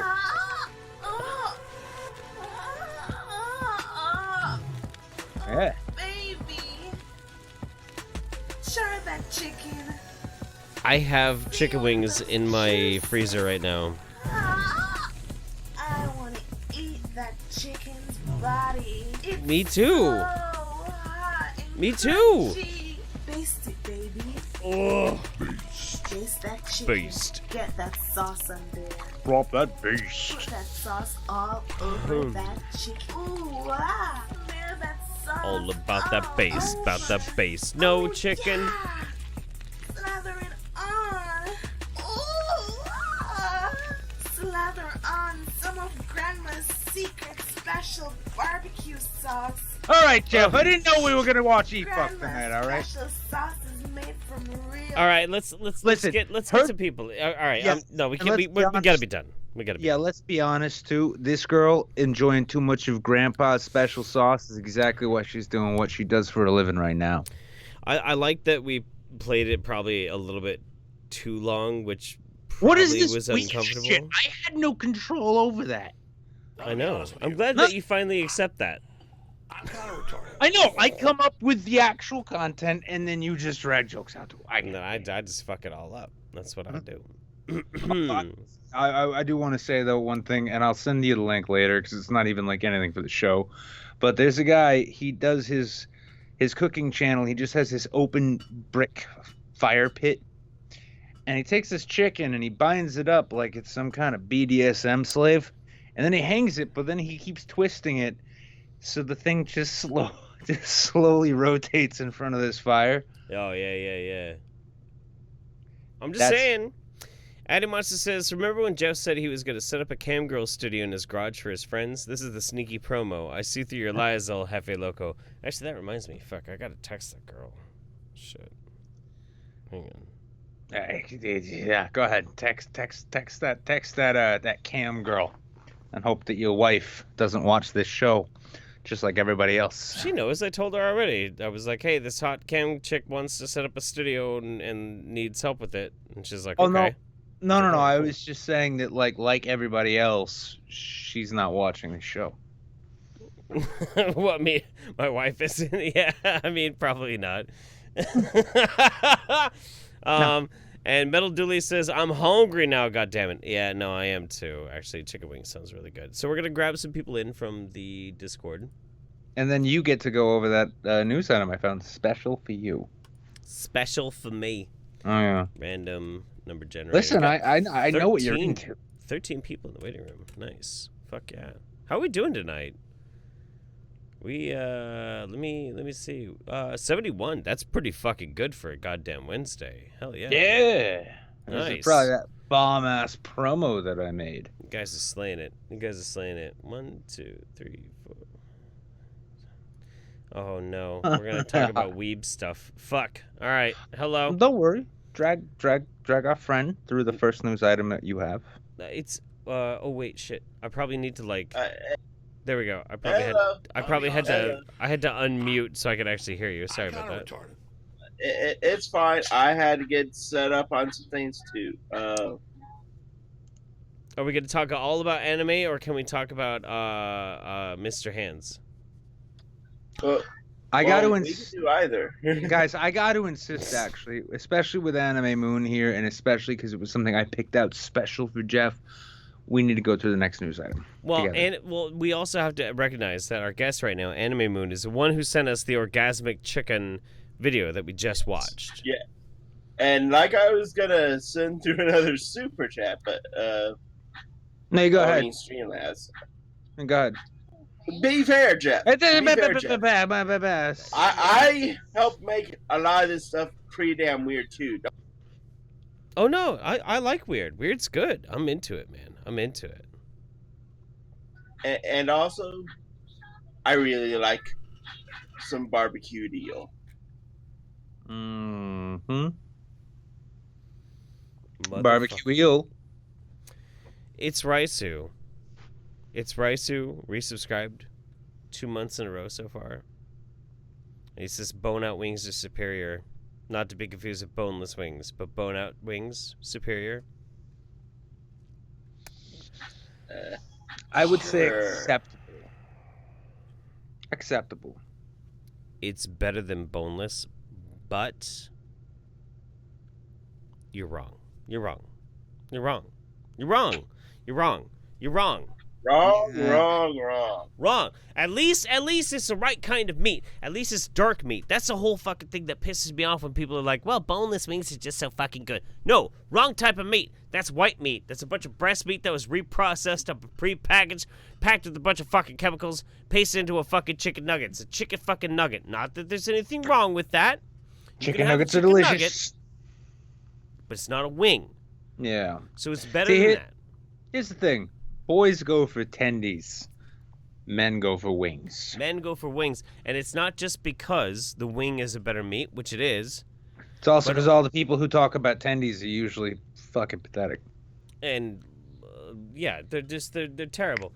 But bone removed dark meat wings removes one of the quintessential aspects of eating chicken wings, which is the mess. It's the dissection when you're eating it. It's a visceral experience. Well, it's fun. Unless you were removing those wings to make a proper stock, in which case that's different. I can't wear hats because my head's too fucking big. That but too. if I could, I would tip it and take it off too. In fact, I think these days it's pretty safe to say that the MAGA hat has replaced the fedora. So, Tip's trucker hat, my bitch. Beta. All right. All right. So anyway. So what are we covering right now? Oh no. Oh, yes. So Nick sent me this one. I'll DM it to you real quick. There. Okay. It's so you, Jeff. It is so me, unfortunately. This is like Wingnut Roundup, like bite-size edition. I'm so excited. You don't even know how excited. Look at that I just sent you, Anime-Mun, and then just give me your first impressions. Fruitarian man swears by drinking pint of old urine each day to feel amazing. Amazing! Now, that bottle. Can I ask a question? Does it seem like this is up my alley? Yeah. Damn it! Yeah. No! Mm-hmm. I'm the piss guy now. Oh, Jeff, I mean, come on. You've graduated to being the piss guy after being the anti-poop cult guy. And now before we know why. And before that, the docs guy. So, I mean, I guess that's fine. That's fair. Oh, no. I don't want to be the pee guy. You already the pee guy, man? Hmm? I don't want to be the pee guy. Well, if someone had to be, it was gonna end up dribbling in your mouth. I guess I'll read this article. So, vegetarian man swears by drinking a pint of old urine each day to feel amazing. Amazing! A balanced diet, 8 hours of sleep, and 20 minutes of exercise a day. We know that all of these are building blocks of a healthy lifestyle. Fabian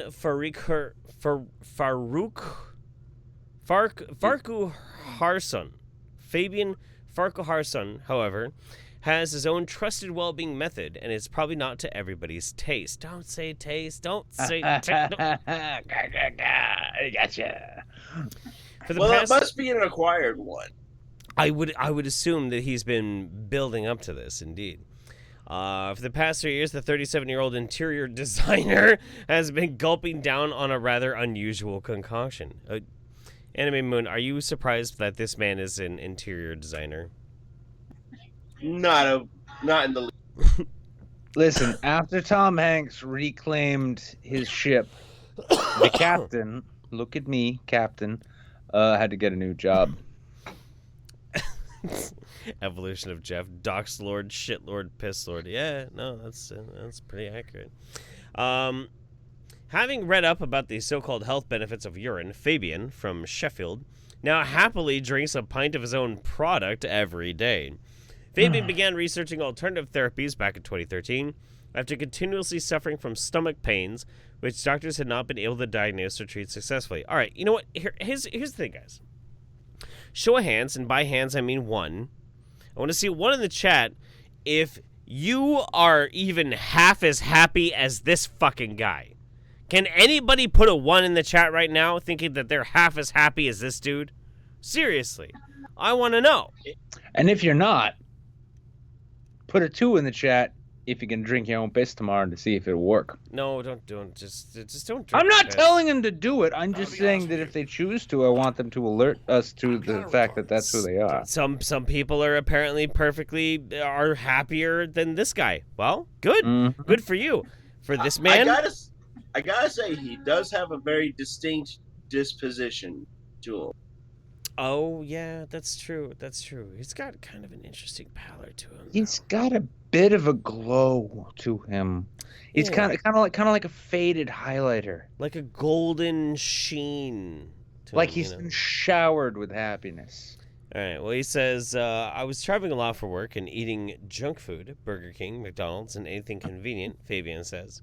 With no cure or explanation in sight, Fabian decided to adopt a more holistic diet and commenced a fruitarian diet, where you only eat raw fruit. It says he noticed a difference almost immediately. As part of his research, Fabian then stumbled across information about drinking urine, because there's a lot. He's probably just watching Wingnut Roundup with the sound off.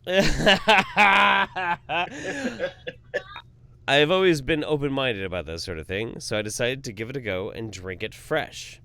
So, Anime-Mun, what do you think happened next? We'll take it bets. It's him posing with a couple jugs of his piss. What do you think happened next in this story? I'm thinking he starts chugging. Do you think he just immediately liked it? Was just like all of a sudden like, whoa, fucking piss is amazing. Well, I could see that. I could see that. Okay. What I love is the fact that he clearly refilled a bunch of Arbor Mist bottles. And who would know? Who would know? Tastes the same. Oh no, it's lemon lime flavor. Okay, here's the thing that always gets me when it comes to piss drinkers. Imagine because they're always men. I don't know why. I've yet to actually find a woman piss drinker. I don't. Because women don't have the same spigots, Jeff. But I've yet to meet a woman piss drinker. I'm sure I'm going to find one at some point, but for the most part, they're almost always men. There's not really a racial bias, but they're just always dudes. Dudes keep drinking their piss. I don't know why. So imagine yourself in this situation, ladies. You're going out with a nice, well-to-do, well-dressed, nice, handsome guy like this. He wears Oxford cloth. His teeth are surprisingly white. Oh, yeah, he looks like a nice, upstanding citizen. He probably has a really good job, you know? He smiles when he meets you and looks you dead in the eye with those yellow eyes of his because his liver's shut down. It doesn't do that. But so you meet a nice guy, and he seems like he's got his shit together and everything, and you start dating him, and you're like, wow, I really like this guy. I think he's really cool. He seems awesome. And then all of a sudden he's like, by the way, I drink my piss every day. What do you do? What do you do? Ladies, the ladies who are in the chat, because I know there's at least one. Two. At least two. Two or three, maybe. What do you I know do? my wife will go, nope.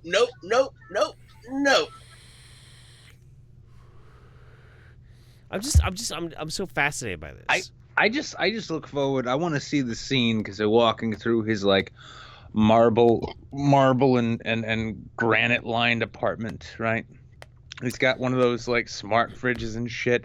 Okay. And then they stumble into the unknown guest room where there's just jars of piss lining the shelves, right? We've got And then they're disappointed that it's not a sex dungeon.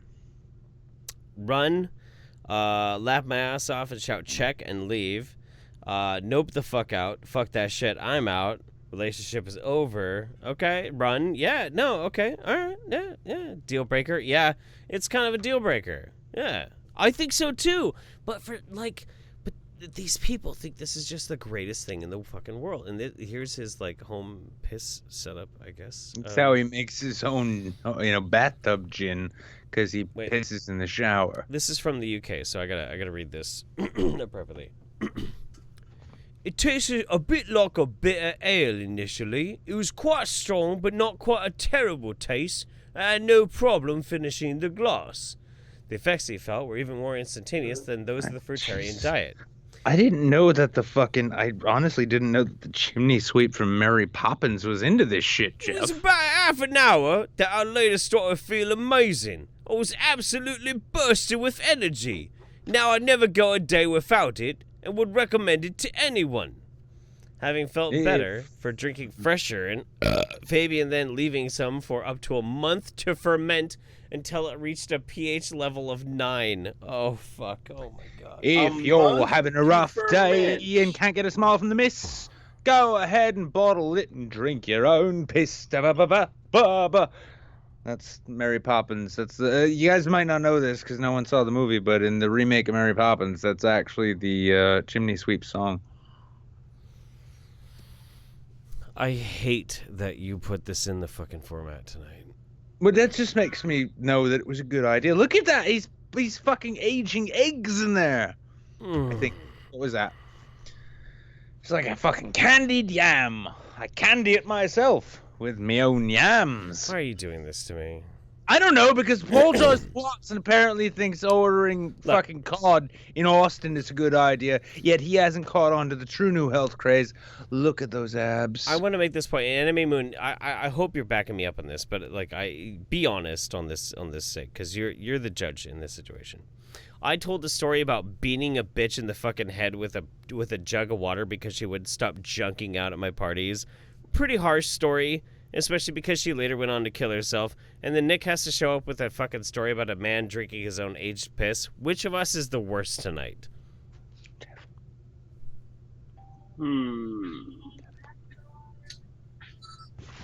Which one? That's kind of hard. Yeah. Listen, listen. Hang on. Here's the thing.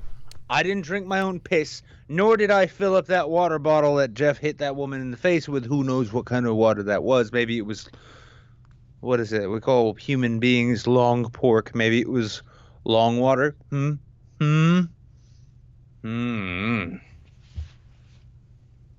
I did was assault a junkie. Listen, no. You assaulted a woman. Meanwhile, this dude, not Bruce Campbell, never Bruce Campbell. Bruce Campbell only drinks Fiji water. But this guy here, he drinks his own piss, but only after refining and distilling it, thereby making Captain Morgan's cannon blast. I'm gonna say I'm the worst one for the Japanese commercial I sent you last. Yeah, no, that was pretty good actually. I like that a lot. That was pretty good. That's fair. Yeah. Right. You like the anime cowgirls? Yes, that was fucking hilarious. Yeah. No, that was good. That was really good. No, there's no beating whammons in it, but I guess it was all right. Well, we know how much you love to beat women.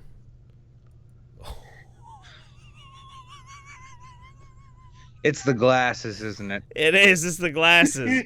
You look like a fucking 90s B-movie star who just smacked around his wife until he fell in hard times and had to take like a fucking acting gig.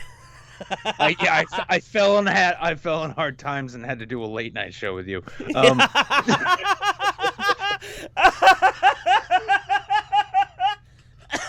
No. To be fair, glasses like this, they don't say that I beat my wife. They say that I beat my sister's kids. Okay. All right.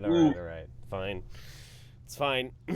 Anime-Mun. If anybody is hungry, I've got some body of Christ that can feed you. So. Jesus fucking Christ, what the fuck are we doing tonight? Holy shit. Anime-Mun, anything you want to show, promote, put out there, buddy? You've been a good sport. Yeah. I'm sure you guys have known about the whole situation with Vic Mignogna. No, actually, I don't really know what's going on with that. Will you give me a TLDR on that? All right, TLDR. Vic Mignogna and Todd Habercorn are both being falsely accused of misconduct. Right. Which what they actually did is what a lot of anime voice actors do at conventions, which is hug their fans. Right. Yeah. Well, also some other voice actresses, one by the name of Jamie Marchi and the other Monica Rial, are accusing Mignana of I don't want to get us too demonetized, so something that ends with ape. Well, Okay. because of this situation, Vic Mignogna is suing, and there is a GoFundMe that's already hit 100,000. But considering how legal situations go, more always helps. Probably needs to go more. Yeah. I've been catching a little bit of this on Nick Riquetta streams. Yeah. That guy's pretty interesting. And I don't know, man. I'm not really quite sure on what all is going on with that. But what's your recommendation? What's your link recommendation? I'm going to send the GoFundMe for that, and then I'll probably also end up having an update later on to help Todd Habercorn, who's being accused by a specific cosplayer named Jesse Pridemore, who is, for all intents and purposes, a complete see you next Tuesday. Oh, you mean? You almost got me there. I know some basic cryptology, as you might be aware. C-U-N-T spells kunt, which, as we know, is the Swedish word for a halibut laid over a bed of grape leaves. Ooh. So, yes. Fantastic. Well played. So send me all relevant links through Discord, and we'll make sure that happens, all right? Will do. And both of them are going to be represented by the same lawyer, Ty Beard. And there's a hashtag to go along with that part now, too, which is Fear the Beard. Ooh, fantastic. All right, cool. Well, we appreciate it, buddy. I'll get you all those relevant links. And both, if you want to support Vic and Todd, one thing you can do is watch Star Trek Continues. Okay. Which is something Vic did as a fan thing. Because in it, Vic is Kirk and Todd Habercorn is Spock. Mm-hmm. You know, I gotta say with this story, like if I could have known that I could have gotten money after I convinced Tara Strong to put a finger in me, man. Oh, I know. Yeah, absolutely. And apparently coming up, there will be a Star Trek Next Generation audiobook that is voiced by Vic Mignogna. Sweet. Awesome, man. Sounds good. All right, send me the relevant links through Discord, and we will catch up with you in a little bit, all right? All right. All right. Peace, Later, brother. guys. I'm I'll be honest, I kind of spaced most of what was going on there because I immediately got the notion in my head of Tara Strong like, putting a pinky up my butt while she... I mean, is that like a goal? I mean, I appreciate and I accept it and support this goal. You go look at Tara Strong and ask me if that wouldn't be a goal for you. Okay. No, I know Tara Strong. No, dude, I'm with you on this. Filet mignon. Oh boy. It's your boy. It's your boy Jables. Oh fuck me dead. But he's muted like a fucking bitch. There we go. I need to be muted because I can talk in the waiting room. Jeez. It's like he doesn't know how to stream or something. Jeez. Yeah, jeez. Fuck you guys. Jeez. So I gotta go. Run off to go take a piss real fast before we start up on this next article with you. But I wanted to make mention.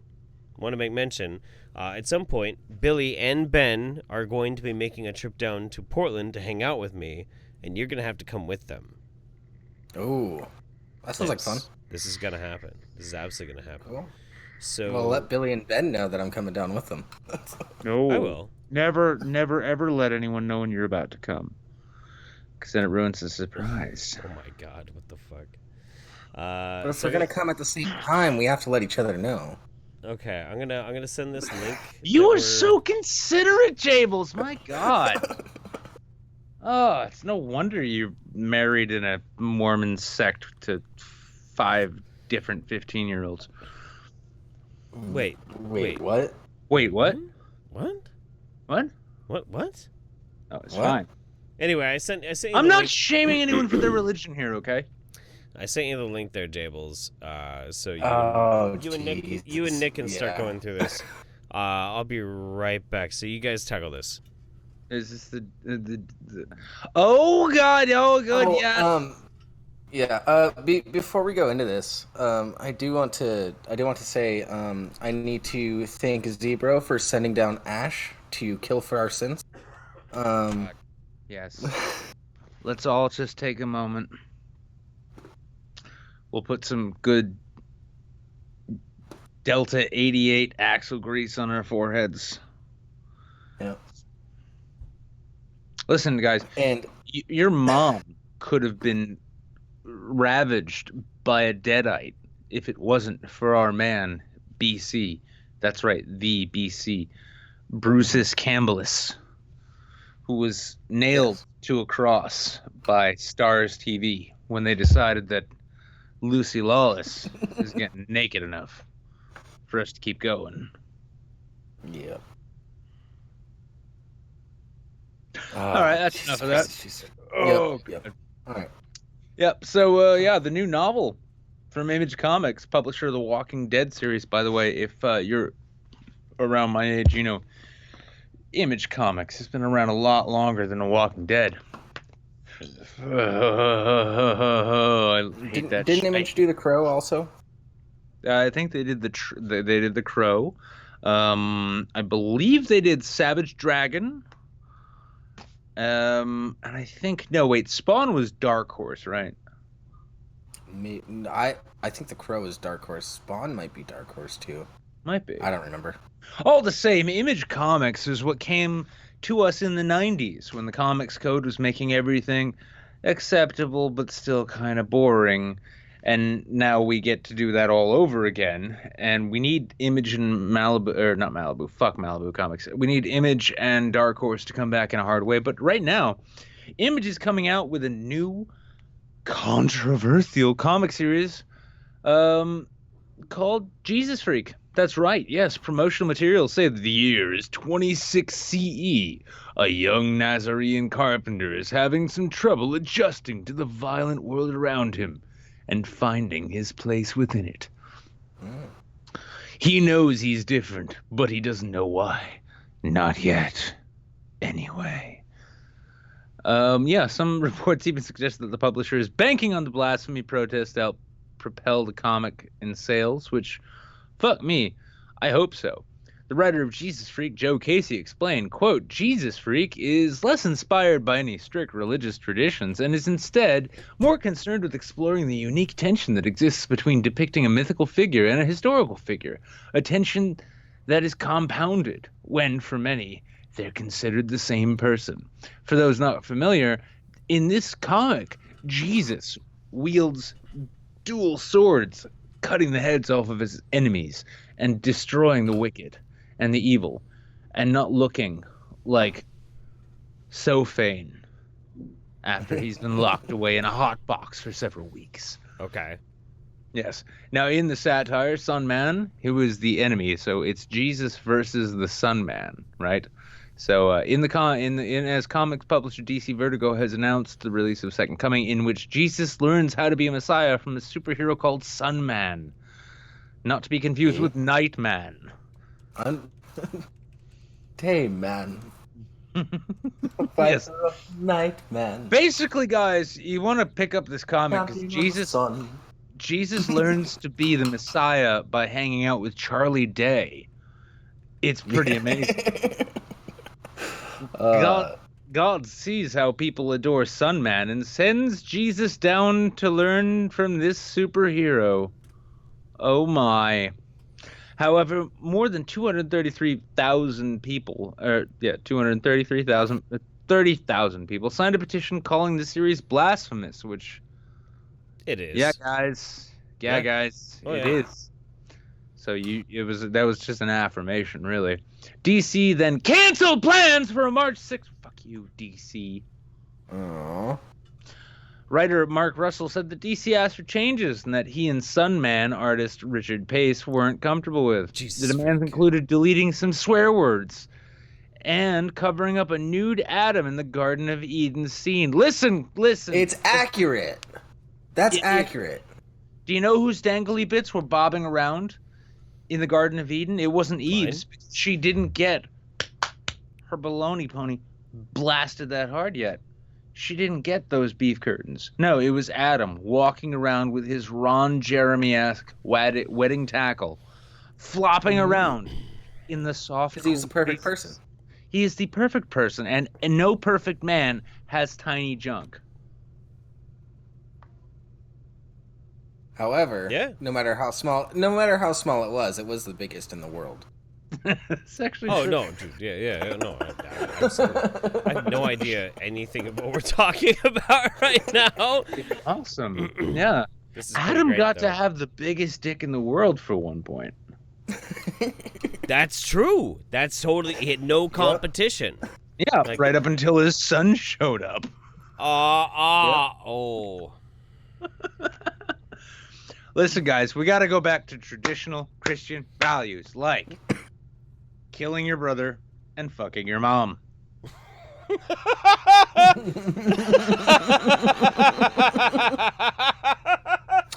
Don't forget that bit a little bit later in the Bible where you just get your dad drunk and then you fuck him. So. Oh, yeah, or if you are a dad, cutting bits of your own son off to offer to the voices in your head. Oh yeah, or if you're a dad, somebody tells you to kill your son as a sacrifice, and you just go ahead and try to do it, and then you're stopped last second, so it's okay. Look, I'm gonna stop you, but I'm gonna let you finish. First of all,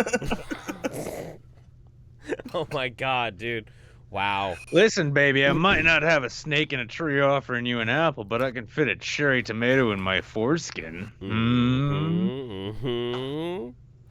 That's Actually, right. this whole article is perfect because my mom just sent me a little booklet called "What Time Is Purple?" and other intriguing questions on the road trip to truth. It's a Christian booklet that the first half is an entire straw man of the atheist position, and the second half is just declaring Christian positions. So that's gonna be fun to talk to my mom about later.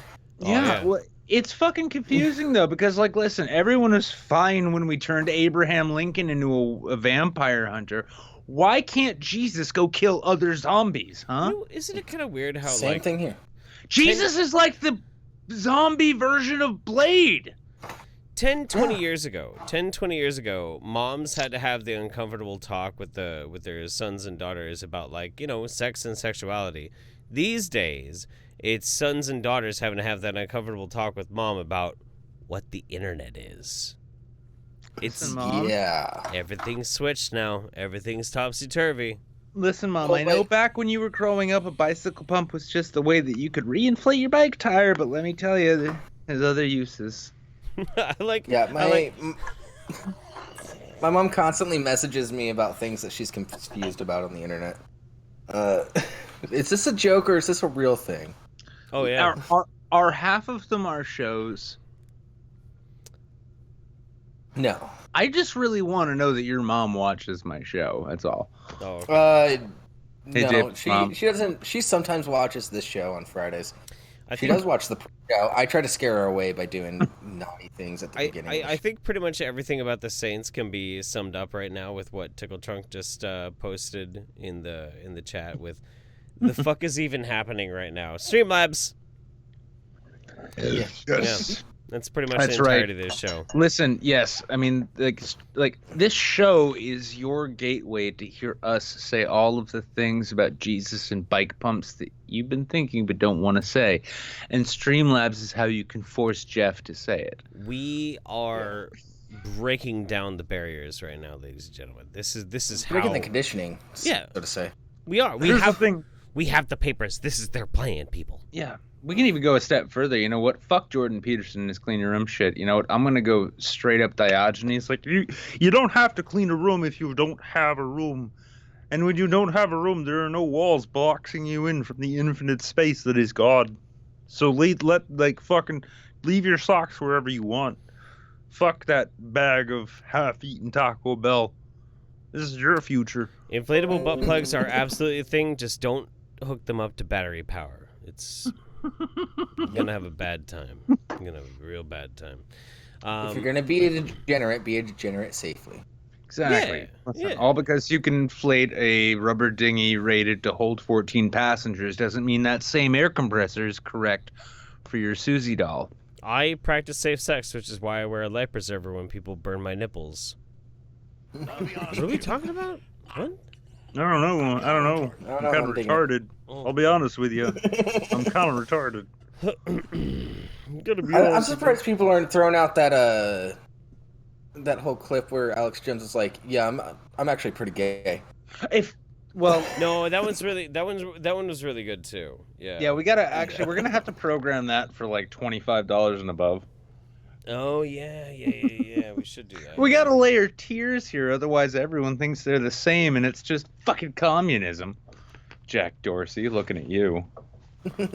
Can we talk about that? Do you want to? I mean, I don't. Yeah, I watched the whole thing yesterday. If you want to talk about it. I watched the whole thing too. Like, but I've been hesitant to want to talk about it because like, I feel like my opinions on it are not going to be very popular. Well, what are your opinions on it? I don't care how popular your opinions are. No, I don't really care. I don't really care how popular my opinions are either. No, honestly, like, fucking look at me. Literally, look at me. So I was embarrassed watching that live stream of Joe Rogan's because I thought Tim Pool did terrible. I'll be honest with you. I thought he was absolutely awful in that fucking live stream. Don't get me wrong. I think that his presence did draw out some really important questions about Twitter and Jack Dorsey. I really, really do. And I think that he was overall a net benefit to that stream. I'm kind of retarded. But the moment, and I say moment, but what I actually mean is the 15 moments where he was like, but actually, you're not actually just a company. You're part of the whole public discourse. And by the way, you're bought by Saudi America, Saudi Arabia, and you can influence all of my elections. And this is what I'm trying to get at. That really fucking bothered me. That bothered me. Everything else was great, was amazing, was a great fucking talk. But he kept coming back to, you're owned by Saudi Arabia. You can influence all of my elections, and I don't trust you, and I think that you're the great Satan. And I was like, dude, what the fuck? Well, I don't think that far. Come on, you're being a little hyperbolic on that one. But I do agree with you that it was a little far. But keep in mind, like, his content has been extremely paranoid about the left lately. No, okay, I know he's extremely paranoid about the left. I get that. All right, well, I mean, not even joking here. Sure. Let's take Tim Pool on in terms of like what his strengths are and what his weaknesses are. Mm-hmm. Tim is actually quite good at going out into events that are going on in the world and then filming them and then reporting on exactly what he sees to, like, it might as well be data doing it because it's just, he's a great reporter. He's great. He's way better than other people like Andy No. He's way better than Andy No. Andy No is very biased. Tim Pool is not biased. He's not biased when he reports. Andy knows a wannabe Tim Pool. Yeah, well, this is the thing, and I mean, I've met Tim Pool, right? And I'll be honest, like, my meeting Tim Pool in person, there was a friendliness which seemed so intentional that I kind of got the feeling like maybe that's not his default state. But if he was like really trying to be friendly, good on him. Point being is he is. And I'm not saying this is an insult or a joke. I would not be remotely surprised if Tim Pool was on the spectrum, right? I'll be honest with you. Oh, yeah, dude. Now, straight up. Yeah, now that being the case, though, Tim Pool is a reporter, is somebody who will, like, document and report upon the facts that he sees right in front of him. Yeah, one of my favorites, honestly.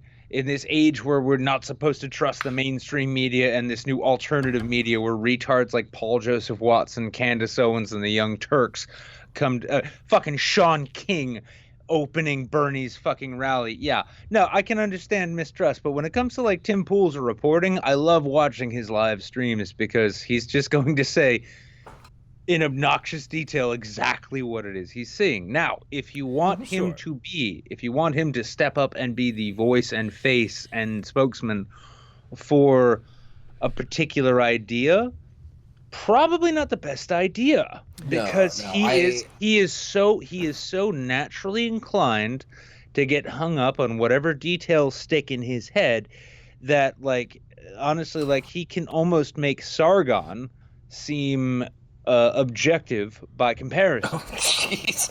I wouldn't go that far. No, I trust Tim Pool to just give me the facts straight up, straight out. And then whatever his views are, I may agree, I may disagree, doesn't even matter at that point. But I trust him to give me the facts. I trust his reporting. I don't trust his interpretation is probably where I'm getting to. And like yeah, that's fair. I've known Tim Pool for a long time. I've hung out with him quite a few times in real life, and I don't have anything against him really.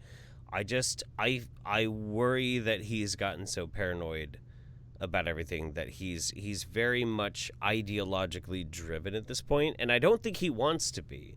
I really don't. No. I trust that Tim Pool's intentions are 100% pure. Absolutely. I absolutely do. But have you tried bringing it to his attention? We don't really have that kind of a relationship. If I see him later this year in the con circuit, I want to sit down and talk to him about it. Yeah. And see like also, where he's at, you know. We do need to be fair too when it comes to new media, social media starlets, as it was. Sure. Bringing anything to anyone's attention is entirely reliant on your social media following. Sure. Oh no, 100%. And that's why I don't like YouTubers. My criticism of it is not like to disparage necessarily Tim's ability as a reporter, because I think he is a reporter that's who has a very high degree of discerning capacity. He absolutely does try and hold himself to a huge ethical standard. I think he succeeds. He will never sell a story out to an advance in an ideological perspective, unlike some people with British accents I can think of. Right, absolutely not. Yeah. So mad respect to Tim. I have mad respect to Tim, but I do have concerns. So because of that, like when I really do vocalize that concerns, I'm gonna do it to him, rather than rather than just like make a broad stroke like, oh, Tim Pool's suck the dick of blah blah blah blah. Like no, nothing like that. Nothing like that. Well, no, I wasn't talking about doing anything publicly. I was just talking about sure. You know, well, I'm just saying like the like paranoid van parked down by the river reporting on like the dissolution of society. Yeah. So I do have to say glasses are off. Tim Pool, by the way, if you actually think you are going to make a mobile production rig that is better than mine. Yeah. But I mean, let me say this before you continue, Jables. I just wanted to say, I thought he did more or less pretty well. I thought like he hammered them in the right points because if nothing else, the PR drone that they had there, Viaja, the fact that she said so many variations on, well, I appreciate you voicing this concern to us. I like the feedback that you're giving us. Well, it's corporate. It's corporate speak. It's corporate speak. Yeah, and this is the thing. It's like here's the thing that's really got my fucking nipples twisted about this entire thing, right? Used to be lefties, liberals, and all that. Nipples. Yeah, it used to be lefties, liberals, and all that were the ones who were like, we don't want corporate control of our media and speech. Right. Free speech for all. Right. Et cetera. Now it's been so fucking degraded because of all the stupid people who've gotten to have influence in our modern discussions that we actually have morons in flat brim MAGA hats saying that they're conservative, while also saying that we need the president and the government to step in and regulate these media platforms. And then you've got these people who are supposedly on the left saying like it's a private company, it can do what it wants, you know? I mean, yeah, it's the weirdest thing. But then also you run into the left saying it's a private company, they can do what they want. But then at another point, they're like, "Oh, the government needs to interfere here, for sure." Well, even what the though fuck? I mean, it's still a private company. I want to take Citizens. I want to take Citizens United, right? I want to take the fucking the distilled version of what that decision was, and I want to pose it to these two imbecilic factions to see where they stand on whether or not corporations are people who have free speech rights, or whether or not we need a strong central authority of some kind to make sure that we all have even footing on the same platform. Yeah. Well, I wouldn't say even footing for everybody because there are stock accounts, but you know, I know what you're getting at. Listen, man, I've got socks that are just crusted with potential future generations whose voices will never be heard. Okay, so... Well, they might as well be your children because they can probably stand on their own at this point. Like, honestly, I feel like we could do a whole show with just you, Jables, honestly. But to move on just a little bit... Like, and right now he's saying, why? No, dude, no. Fucking... Dude, Jables is amazing. Jables is one of my favorite people on the fucking planet. Holy shit. Me and Jables... How many times have we partied together in real life? Twice. No, it's more than 3, twice. 4? Well, we like 3 or 4 times while you're here. Yeah, fuck, dude. No, you're a fucking prince, dude. You and I have been like blacked out drunk stumbling around fucking downtown Seattle a couple of times now. It's fucking great. Right now Jables is like, oh, thank God he doesn't remember the sex. Yeah, well, I mean, I remember the sex. But anyway, Jables, anything you want to shill, promote, put out there into the world, buddy? Other than the pre-show, there's a comedian, Jeremiah Watkins. Okay. He has a YouTube channel.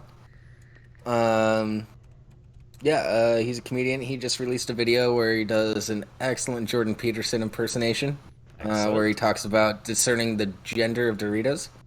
Yes. So yeah, I'll send you a link to his channel and DMs. Okay, yeah, no, please, by all means. Yeah, send it to me through Discord DMs, and we will talk to you here in just a little bit, all right?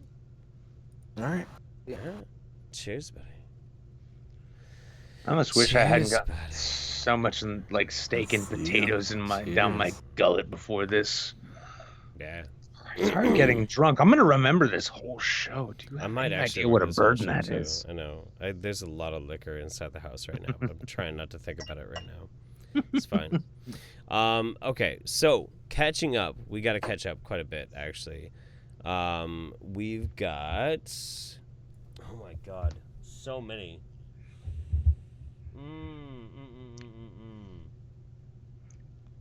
Where'd it go? He's cherry picking you. Addiemonster says, Jeffrey, Dr. Poo Poo Pee Pee Man Holiday. Shut up. Mr. Tickle Trunk says, everybody do yourself a favor and watch Fist of Jesus. Is Jesus versus zombies in an all-out brawl magical? So because Tickle Trunk sent that to us, I took the liberty, actually. I took the liberty of going ahead and finding this. Oh, good God. Right here. Yep. Oh, yeah. That's what Jesus looked like. Wait. Jesús, mi hijo Lázaro ha muerto.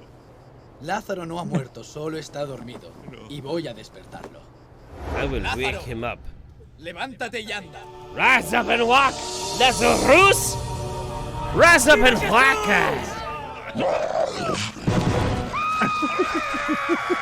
Yes, bitch! Yes! ¡Judas, huyamos! ¡Vámonos! ¡Tenemos que salir de aquí! Luke Wilson is Jesus. ¡Romanos zombies! ¡Cowboy zombies! ¡Cowboy zombies! Nos hemos convertido en monstruos. ahora qué piensas? ¿Tienes algo que pueda usar como arma? Solo tengo este pescado. No es un pescado. Son dos. ¡Te voy a dejar seco!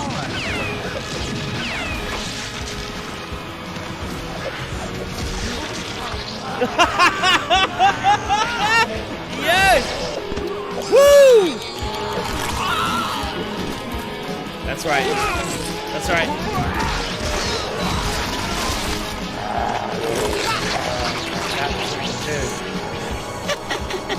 This is beautiful. Una limonita para este pobre leproso ciego. At 11.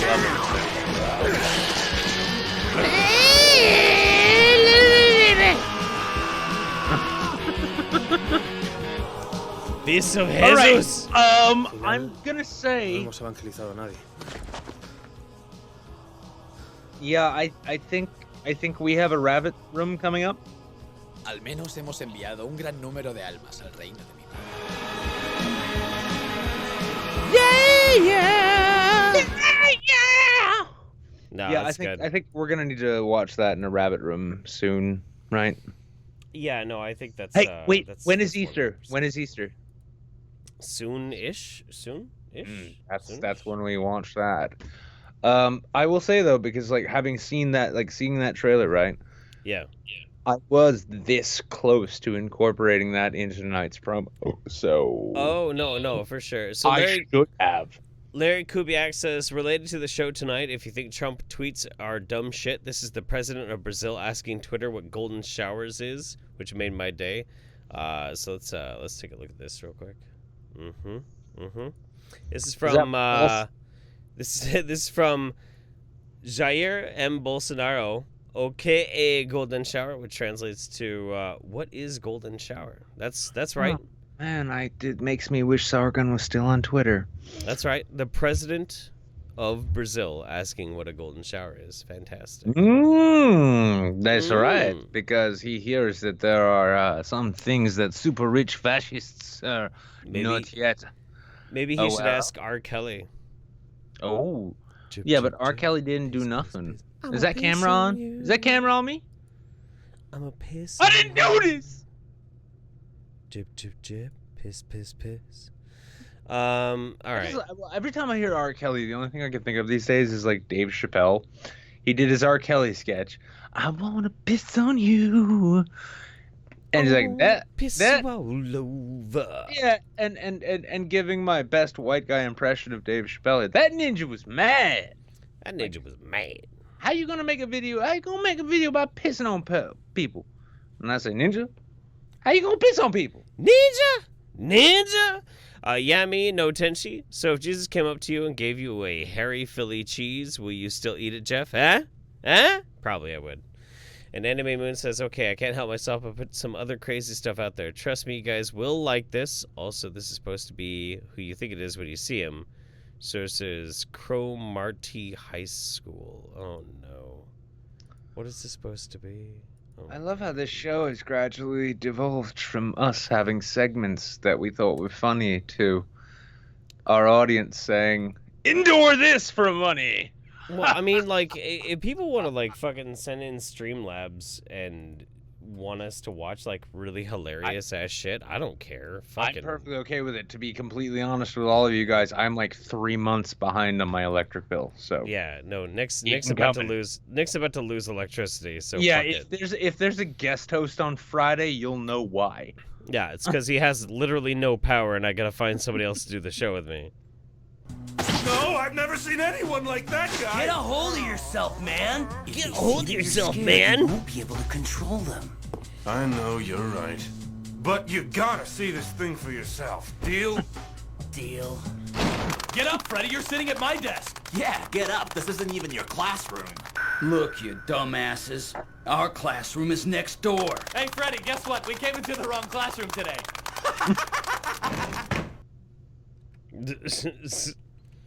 All right, let's get somebody else in. No, I finally understand why Bohemian Rhapsody was nominated for an Oscar. Oh my God. Deleted scenes, y'all. Get the director's cut on Blu-ray. Hey, get on my level, scrub. All right. Rolling.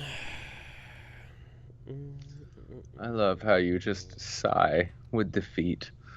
Like trying to bring another one in. No, dude, I'm having a great fucking time. Snart is in the fucking channel. Snark and Blartfast? Oh, hello, Snart. Hello.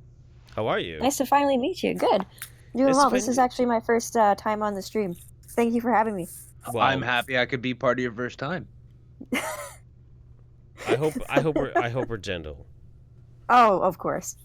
Do we? Yeah. So actually, I was actually the person that reached out to you on Twitter today about the unpasteurized juices being sold at my university. Yes. Oh my fucking god. Okay. Yes. All right. That shit is wild, dude. This is wild. Let me actually fucking bring that up. Holy shit. Yeah. Jamie, bring that up real quick. I have a flyer here that I picked up from these dudes too. You have a flyer from the dudes. No, yeah.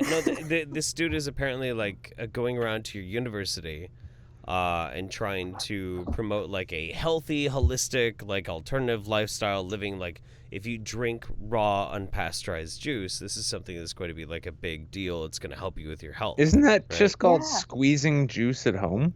Yeah, like so basically the university has already started selling this shit, and he was just doing a demo because it's the first day that they're selling it. So you can buy it right now. Oh my god! Get your fucking unpasteurized juice. Please tell me he has one of those tiny little podium stands like you find at the end caps of grocery stores, and he's like, "Hey, would you like to try it was that shit. They were doing that in the dining hall. Like, taste this juice, man. It's fucking great. Take all your illnesses away. No, I just love the fact that like American universities are now at the same commercial level as grocery stores. This is great. It's like I got my degree from Whole Foods. Where'd you get yours? Pleb. Okay. I'm pulling this up here right now. Thank you so much. Yeah. No, this is like the kind of thing that I fucking live for. I love this kind of shit. This is great. So this is from fuck Christ. I'm drunk and trying to like do this. Holistic juice for it's called Healthy Roots. Yeah, Healthy Roots cold press. Healthy Roots cold press. Yeah, I know. That's just that name, dude. Yeah, it's like, Healthy Roots, because I like thinking about my roots. So Healthy Roots cold press juice. Like the main thing when I start looking at this website, and this is what I was sending back to you too, is what they have on their website is. Our handcrafted cold pressed juices were never heat pasteurized and contain no added sugar, filters, or preservatives. Most other cold pressed juices on the market are filtered with water or juice from concentrates to cheapen the product and fill volume with little nutritional benefit. So here's the thing. I have a good very similar story that I can make as a basis for my argument on this. In Eugene, we had this company called Genesis Juice. Genesis Juice was selling cold-pressed fruit and vegetable drinks, and it was, admittedly, it was great. Their juice was fucking delicious, absolutely wonderful, but it was cold. I gotta add to that, too. I actually, I tried some of the juice before I realized that it was unpasteurized, and it was really good. Yeah, no, I bet it was fucking tasty as shit, dude, yeah. Yeah. And so... like this kind of stuff, it does produce like a really, really delicious drink. Don't get me wrong. Like this is really good stuff. But the problem really comes down to is the consumer doesn't really quite understand what pasteurized versus unpasteurized means. So 99% of people who are going to be drinking this juice are just going to assume, because of their marketing strategy, that this is safe. Well, it's not safe. Not actually safe. There is a certain amount of risk involved, which is why we've had the regulation that we've implanted in society as it stands. Yeah, basically, these unpasteurized juice companies, they get to release their juices with Snapple caps, and if you get one with a big red triangle, you got to cut with your fingers off. So you're running a risk each time. Let me put it this way. If one employee goes to work at one of these juice companies and he's got MRSA, Doesn't even understand that he has MRSA, but he has MRSA. He has the potential, because this is unpasteurized juice, to infect people as long as it's not bottled that long. It's bottled really fresh, and then people drink it super fresh. He can literally infect people through their bottling process. Oh, it's like that Edward Norton Hulk movie, right? Yeah, it's like no, that. but it's frightening because, like, if you're selling this to university students, like, foodborne illnesses can go around really quickly. Very quickly. Like, very quickly. It's scary. And, like, I saw, you know, there's a bunch of those, like, sort of new age millennial chicks that, like, buy crystals and, like, stick them up their asses. But, like, I saw a bunch of them, like, buying, like, dozens of these bottles of juice. And I was like, oh, my God. Do you know what that shit is? You know, it's funny you mentioned that, Snart, because it was about 2 or 3 months ago. I went down to my local college campus and I released strains of HPV and botulism poisoning, and I ran stopwatches on both of them to see who would go the furthest fastest. And I gotta say, I mean, I couldn't tell whose throat was more infected with what. I mean, it's the last time I do a study. The great bacteria race. Yeah. It's kind of like doing like any kind of basic race, like a hamster race or a snail race. But just with highly infectious diseases. Fuck it. No, I basted the hamsters after I shaved them, and then I just put little signs on them saying it was holistic medicine, and you'd be amazed how many students fit those into orifices. Wow. I believe it. I would absolutely believe it. The botulism poisoning won by just a hair, and I only say that because we were doing follicle testing. But yeah, it was a crazy week at UNH. They say that much. Oh, for sure. Oh yeah, absolutely. But I mean, I like I was saying, you know, when it comes down to it, is if this dude is actually selling unpasteurized juice to universities, he's gonna get caught. Eventually, people who are part of the FDA are going to take notice, and they will actually, they will force him to cold pasteurize. And I hope so, dude. I mean, and my hope is, and this is like best case scenario, dude sells really good juice, it's really tasty, and they catch him before he actually has an outbreak of something that infects people through his juice, and instead he has to then cold pasteurize, which cold pasteurization is totally a thing. It removes 99% of all the fucking microbes that could potentially be in his juice. It doesn't detract away from the nutritional factor at all. It just hurts his marketing brand. You know. And then he's fine, and he sells good juice, and he never has to deal with like a financial collapse like Genesis Juice did. Genesis Juice was forced to have to do cold pasteurization after people got legitimately ill in this town. Yeah, got legitimately ill. Hang on. What? No, I'm asking honestly. What's the difference between cold pasteurizing and I would assume warm pasteurizing? Well, cold pasteurizing and hot. Go ahead, please. Yeah.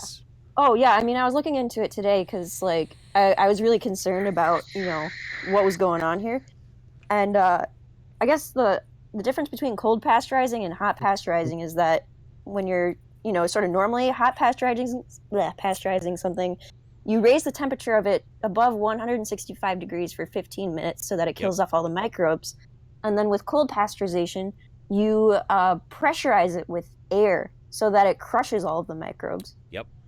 Oh, so it's basically like when people compare Hitler to Stalin. It's like one guy incinerated all the millions of lives, and the other one just starved them in the cold. No, it's So you're basically saying that you're advocating for communist pasteurization, Jeff? No, that's not even no. We gotta get we gotta get Tim Pool on here to figure this out. You fucker! I swear to God. No, but and that's like you nailed it right there, very succinctly too. And like most people, when they're talking about nutrition, they worry about like burning off nutrients. But then when you're talking about like a pressurized system, a cold pasteurization system, they're like, well, that just sounds too sciencey. Well, too bad. I'm sorry, I don't want my family to get infected with botulism or fucking strep throat from some dude working without a fucking mask guard. You fuck. You fucking obstinate fuck. Fuck you. Too much science in my food. I'd rather my family die. Digging. Yeah. I was doing some digging on this website that this guy has for the Healthy Roots. Oh, it's so obnoxious. Yeah. This they have a testimonials page. And those are the best. Yeah, and he's endorsed by this woman named Heather Ferber. She's a certified holistic health coach, and she's one of those, holistic people that believes that candida causes all of your problems. Oh yeah. So an idiot is what you're saying. Yeah. By proxy, he's kind of one of those nutty people. I don't know any on her own. I don't know anybody. I don't know anybody who is obsessed with candida causing all the problems in health. I've never heard of that before in my life. Oh no, this is new news. Weird. I gotta say though, Jeff. I mean, I do think on some, maybe when we launch the Monday show, which coming soon to WB and your depending on your network. Sure it is. No, I do think maybe we should go offering testimonials on these sites. Oh yeah. They'll never approve it. As long as it's on record here. And this is a holy show. Because it's Ash Wednesday, and we wouldn't go making fun of religion on a day like this. Of course not. No, but honestly, I like watch how your we're talking about candida pseudoscience. Sacrilege. I like how we're talking about pseudoscience, and you start bringing up religion. I'm like, yeah, no, I'm okay with this. Yeah. Listen, what are the odds? I'm not saying that all because we rock the same hairstyle. Jesus and I are both in the same boat because I'm clearly not nailed to anything from Lowe's, but just self-loathing.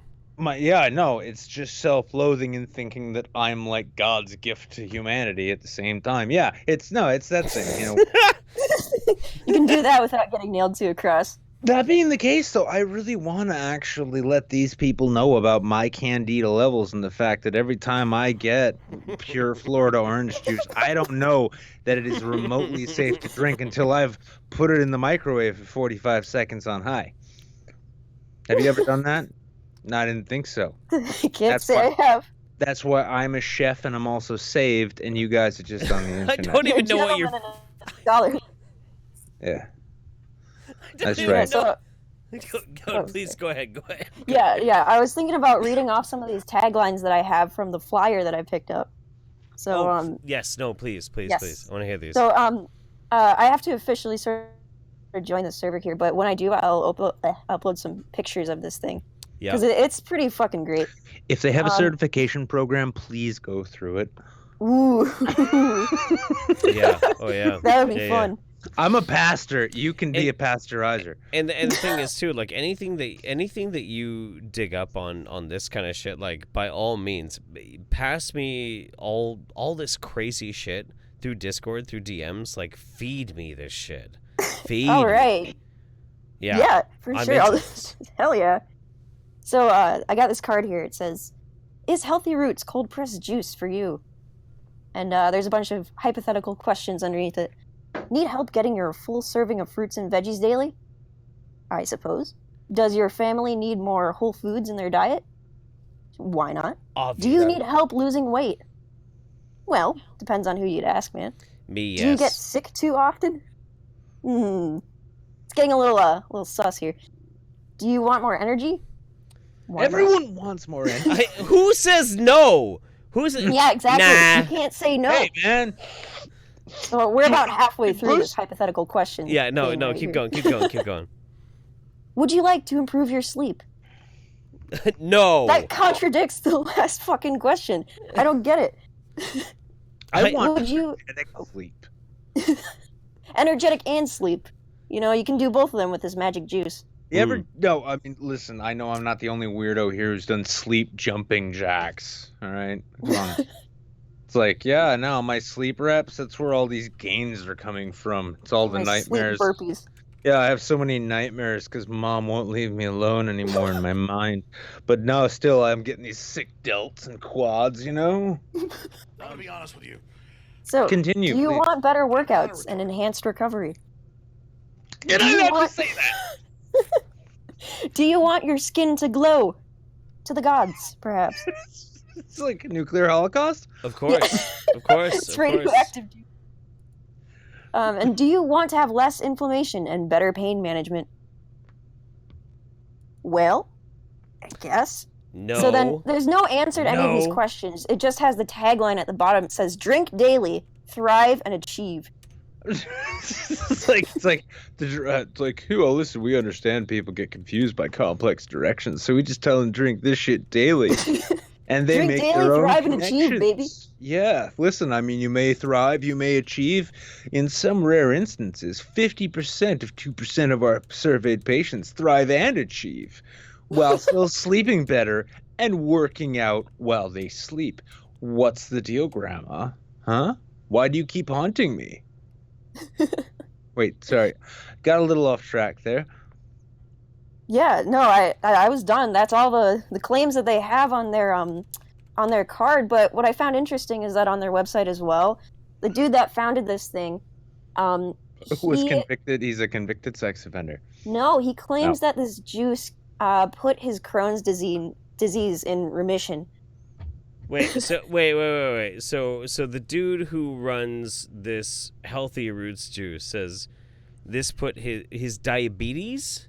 No, his Crohn's disease. It was Why Crohn. not? He put his Crohn's in remission. Yes, he claims that. I have here's the thing. Here's Crohn's doesn't go in remission. Ever. That's not a thing that Crohn's does. Yeah, Sorry. it's not. And the funny thing about that is like, No. that only happened after he had his entire lower intestine removed. Like, Oh, I see. so take that with a grain of salt. Can I just say, like, every time I think about lower intestines being removed, I think of the Chuck Palahniuk book Haunted. I can't say I've read it. Just never liked Palahniuk's writing. Somebody out there, and I hope it's somebody in the chat, will understand the reference corn and peanuts and lower intestines and Chuck Palahniuk. And if you get that, you're my best friend right now. Don't know what I say. No, you don't want to know. I don't want to know how those all go together. You don't want to know. You don't want to know. Okay. But anyway, we're gonna skip that for right now. Yeah. Yeah, so I also, just digging around on this guy a little bit more, like, he does these protocol juice cleanses from the medical medium. No, Anthony Williams, are you serious? Yes, he follows that guy, and he posted on his Instagram a while back of him doing that juice cleanse. You know what? I actually just had a thought. I'm Really enlightened important by a thought. higher power, and my spirit medium tells me that you need to give me $50,000 right now. Oh, but lung cancer. listen, Yeah. no higher medium or authority told me that you guys need to give us 50 grand right now. But if you have it to give, feel free. Grandma, you have lung cancer? Grandma, pineapple juice. Grandma, you have lung cancer. Grandma. Fuck me. But actually, no, I would actually, Jeff, I'd like to reform my earlier notion about us doing reviews on these pages and sites. Yeah. Because I really think we should leave that to the Discord culture. And you guys send us, we will put a room together tonight where you send us your best reviews and insights that you offer in Facebook groups, on commentary pages, on product reviews especially. Give us your best holistic, naturopathic reviews, and maybe we'll have a whole show about them. Ooh. Yeah, Yes. so there's one more thing that I wanted to add about this guy before I shut up about him. Rimshi's on it. So, you can buy cases of 6 bottles of this juice from the website for $48. Oh God. That's a deal. If you do the math, that's $8 a bottle. That's Wow. which means That's that expensive only, juice. That means That's it's expensive $2 a as quarter juice. bottle. Yeah. It's And $2 that's not a including shot. shipping either. Oh, well, that's the globalists trying to get you. But All right, anyway, Snart, anything you want to show, promote, put out there into the world? Anything you want to give us a link to, like, put there in the YouTube description? Oh, No, that was kind of all I really had. You know, I'm just a student doing my thing. I don't really have too much of an online presence, so I really appreciate you bringing me on the show.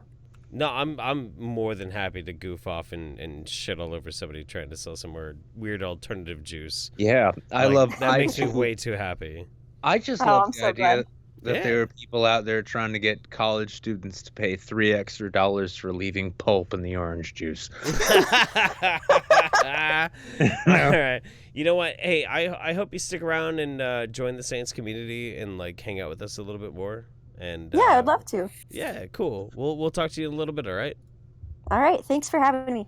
All right. Have a good night. Dude, we actually had a woman on the show for once.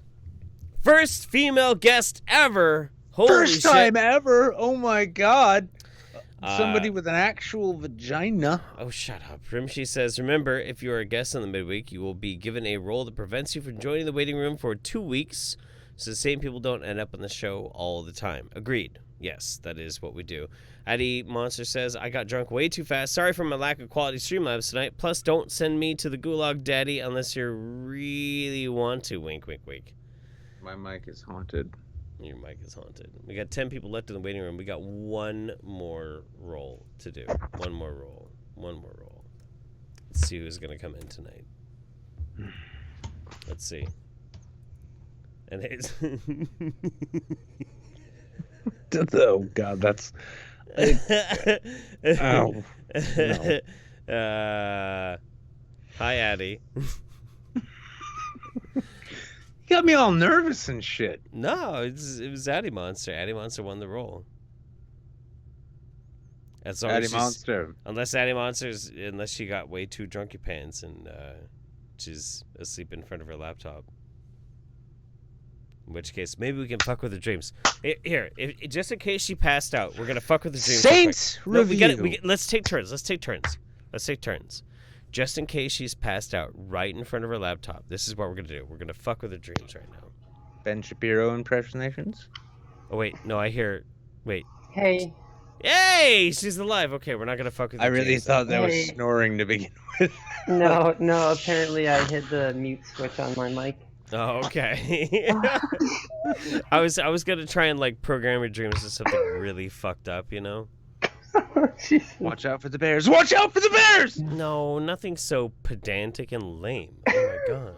Yeah, but then she's just being chased by the mountain from Game of Thrones. No. It's like lay down. Put your head next to the speakers. If you're in a nice darkened room, your room's decorated, it's a nice womb. It's a very comfortable space. And right now all you have is the audio that's coming out of your laptop and you hear.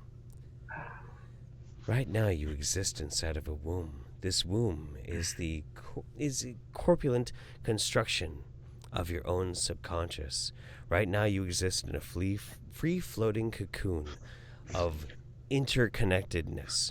You're trying to drift away into sleepiness, but it's not going to let you instead.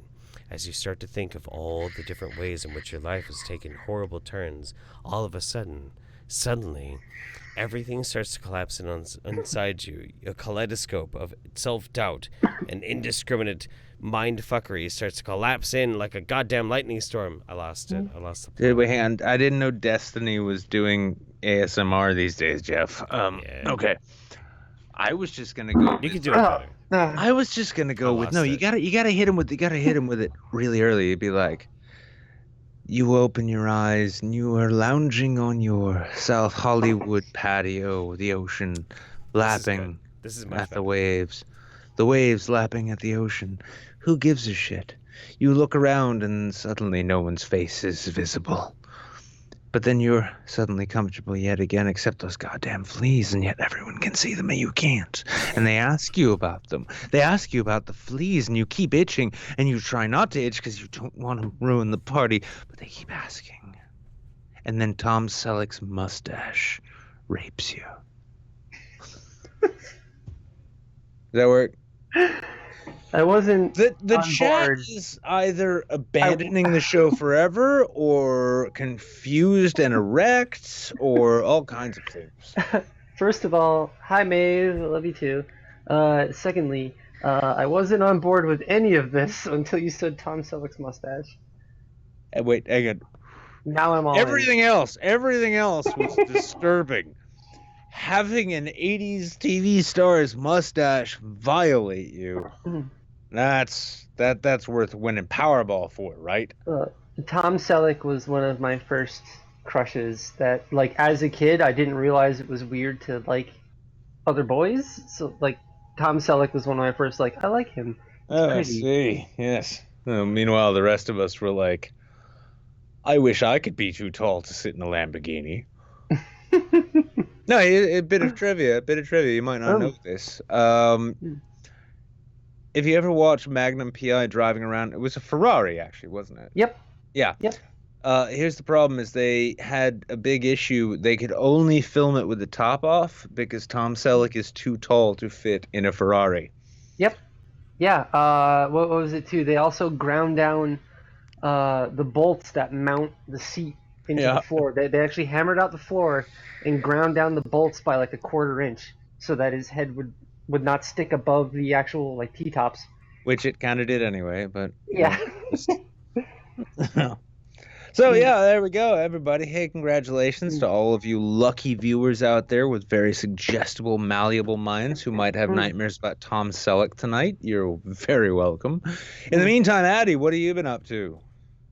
Not a whole lot. It's starting to get warmer, so I'm going whole hog into one of my main hobbies, which is RC cars. I've got a nitro car that I bought from someone on cheap. I can't wait to piss off my neighbors with how loud it is. Now, yeah, when you talk about RC cars, you're not just talking about those like stupid plastic shit you could like get at Toys R Us. You mean like large, basically just engines with small wheelbases and horrible weight distribution, right? Yeah. I mean, like, if you're like a married man, your wife will leave you over how much money you spend on them kind of RC cars. Or if you're an RC car guy, you will never be married and can just continue to fantasize. Indeed. Yeah, I'm sure at this point we've all seen it, right? Out in some parking lot, there's some dude. He's got this massive remote control in his hand, and then what looks like a go-kart, maybe big enough for Chris Ray Gun to fit on top of, is healing across. Wow. Okay. Like, I mean, these are remote control cars that can do actual burnouts, and then wonder why they just didn't go to shop class. Yeah. The one by the end of the year, I'm hoping to buy myself as a Christmas present. There's this one made by Losi. It's this giant monster truck. It's 1/5 scale, so it's 1/5 the size of an actual monster truck. That's it's like about, that's the size of a console TV. Yeah, it's about $1,300. It's got like a 7 horsepower, 25cc engine. And how much does it weigh? It's somewhere around like 55 pounds, I think. 55 pounds to 1,700. Was that torque pounds? Let me find the figures. I'm a little drunk to recall it off the top of my head. Well, this is the thing too to keep in mind. Yeah, these machines, their motors have such small gear ratios that it's pure torque. I mean, you're talking like you could skin a pedophile's face in under a second. You know? Hey. I'm too drunk to post it anywhere else, so I'm posting it right in the chat. There's a link to the one I'm talking about. What is this? Oh, God. A massive gas-powered RC car that you can literally sit on and ride around. What? And what do you drive, Addie? Oh, I take the bus. Oh, no, I drive a 99 Dodge Durango with a 318 in it. Yeah, Dodge Durango. That's right. Yep. Yeah, it, like, when I was in high school, one of my aunts got one when they first came out, and I was like, that thing is cool as fuck. So I always wanted one, and I bought one last year. Jesus Christ. I dig it. I'm looking across the room, and as Jeff looks through these on screen, I'm just like, Mars Rover. Wait, what? Yeah, see, that's who NASA needs to start hiring is these RC enthusiasts who are like, oh, yeah, I can make thing this big, have torque. That's fine. Yeah.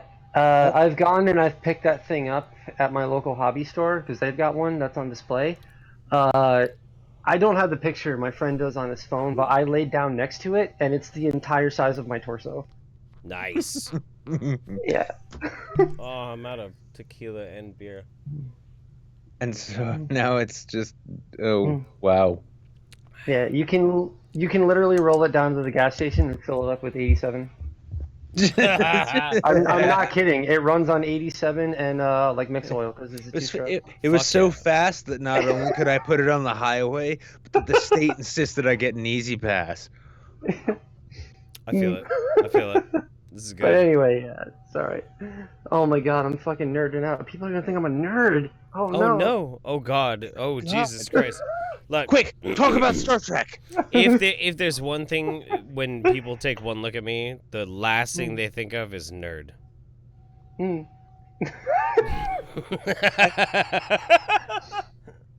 Oh, Jeff, you can't go with the undercut because when you get the rest of this going on, everyone just looks at you and says, "Savior."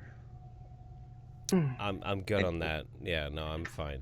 I'm alright. You'd be amazed what you can milk people for when they think that. I just want to say, speaking of like people milking themselves, Y2K speaking my language in the not safe for work thread right now. Well, I'm just saying, like, I don't want to milk people. I want people to milk me. What are you doing next week? Getting milked by Jables. Or somebody, fucking whatever. Jables, Billy, or Ben, one of them. It's gonna be a whole drunken peasants special. Like, Jeff Holiday gets milked, and Coach Red Pill's gonna be like, "What? I'm always missing all the good streams." Well, maybe don't move to Ukraine, you fucking weird ass, gross old person. But no, but for real though, I am actually gonna be doing Santa Claus creepy. I am actually gonna be doing a meetup here in Eugene. This Saturday, actually. Everyone that is real. Yeah, everyone's going to milk each other, and there's going to be little Dixie cups. You don't have to go too long. There's going to be something.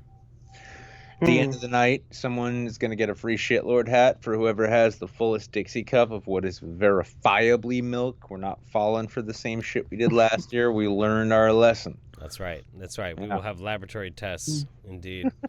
All right. Anyway... Like, Addie, that's cum kind of. You put cum in. God, you caught me again, Jeff. I get you every time.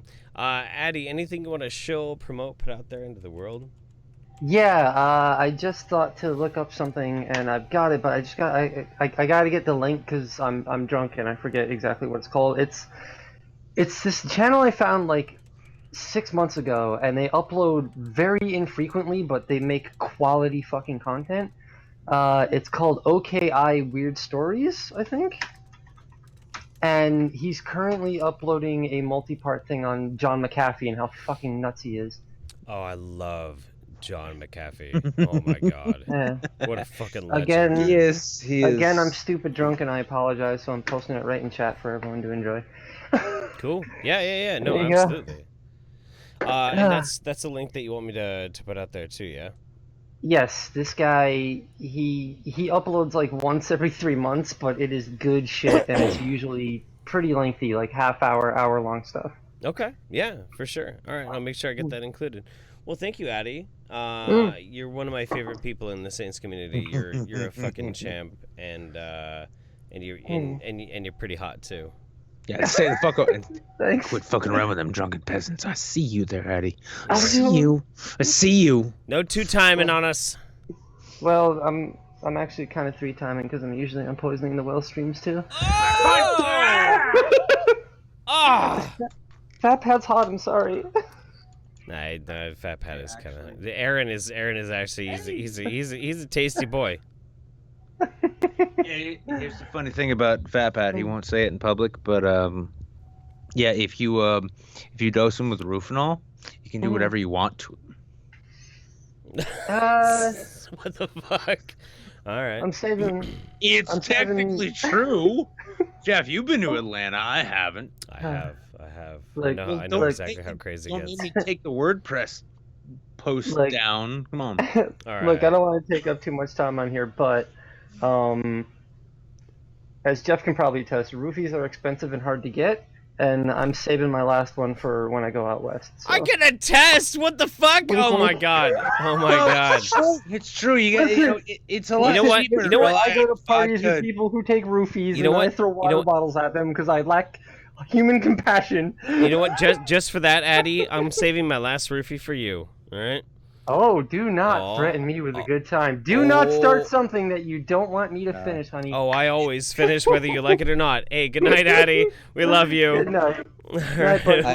Bye. I love the plan, Jeff, too. Well, Jeff was discussing the plan with me before. So the idea is like roofie the living shit out of Addie to the point where she wakes up with a low six-figure job in middle management working for Fidelity. It's man, you can't troll anyone better than giving them a career they can learn to hate. Okay. And kids they don't love. We have a challenge. So I'm gonna send you something on Twitter. I'm gonna read the first half, and then the second half is what I'm sending you, and then you have to finish this. We got to read this in ASMR. Okay. Okay. Okay. So once I do this, right, this signal. Okay, that tick with the clicky signal thing you did. No, the hand signal. The hand signal. It means the stink finger. Yeah, it means it's your turn. Okay. Okay. All right. We're gonna do this all in one take. One take. Wait, hang on. I only have one tiny bit of lines though. It's not that long. Okay. We got to do this in ASMR. All right, you ready? The Fitness Gram Pacer Test is a multi-stage aerobic capacity test that progressively gets more difficult as it continues. The 20-meter pacer test will begin in 30 seconds. Slowly moving faster. Minute.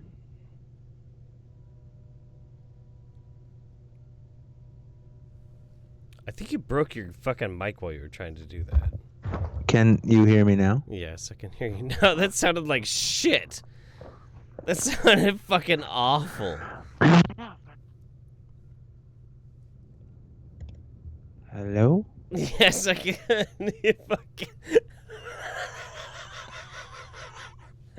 How about I just do the whole thing? Yeah, I can't hear you. Hello? Yes. Hello. Line up at the start. The running speed starts slowly but gets faster each minute after you hear the signal boopy-doop. That's your ASMR. Oh, there you guys go. People There been you you guys been on me about my voice, saying it's like melting butter, saying it's like divine and all of the shit I can't think of right now. Well, you know what? You finally got my ASMR. Because this is what my voice sounds like when it's right up against your face. The Fitness Gram Pacer Test is a multi-stage aerobic capacity test that progressively gets more difficult as it continues. Basically, Jeff and I are nothing more than that South African rap group you like so I'm much. trying to turn some people on. You're over here just fucking goofing off, man. I'm ready to make some people fucking wet and hard. I don't even know when my mic is working now. I don't know when your mic is working either. I don't either, Jeff. That's why I'm doing this. Fall out of your chair, and I will say this line. Ladies and gentlemen, this has been your Midweek Saints. We love you very much. We'll see you again next week. We'll see you again next week right here on Twitch on Wednesdays. We'll see you on Friday on YouTube with the midweek with the regular YouTube station. Will you shut the fuck up? Your mic's broken. It's not working anymore. Anyway, that's it. We're done. Good night, everybody. Good night. We wanna make sweet love to every single one of your butts. We'll see you later. My mic really breaking, or was it just a bad joke? No, it's pretty broken. I don't know. Really? I mean, Can you hear me now? Yeah, no, it sounds fine right now. Can you hear me now? Yes, I can hear you right now. How about now? Yes, I can hear it right now. I'm just like fucking with the cable right now. Yeah, I can. How about I now? know. No, yeah, you're fine. You're fine. Fucking with me, Jeff. When you grab I was it, trying to make. when you them grab it and start jerking it jerk around out. like fucking like Michael Jackson jerks off little kids, that's when everything gets all fucked up. Don't do that. Hey, what? It's too loud. Razor Fist will just show up and yell. Man, Razorfish. You know what, if Razorfish shows up, I'm just gonna sick Kyle Kalinske on him again. He's gonna be like, I'm out of here. I'm fucking Dennis Miller. Bleh. Oh, yeah, but I mean, you can't mention the NJ thing. Which I really don't get. The marijuana thing? No, it's been the weirdest thing. Lately, he's been on this big kick about Michael Jackson never molested a single child. Well, Not one. I didn't think he did either. I still don't know if he did either. You know, like. Fuck care.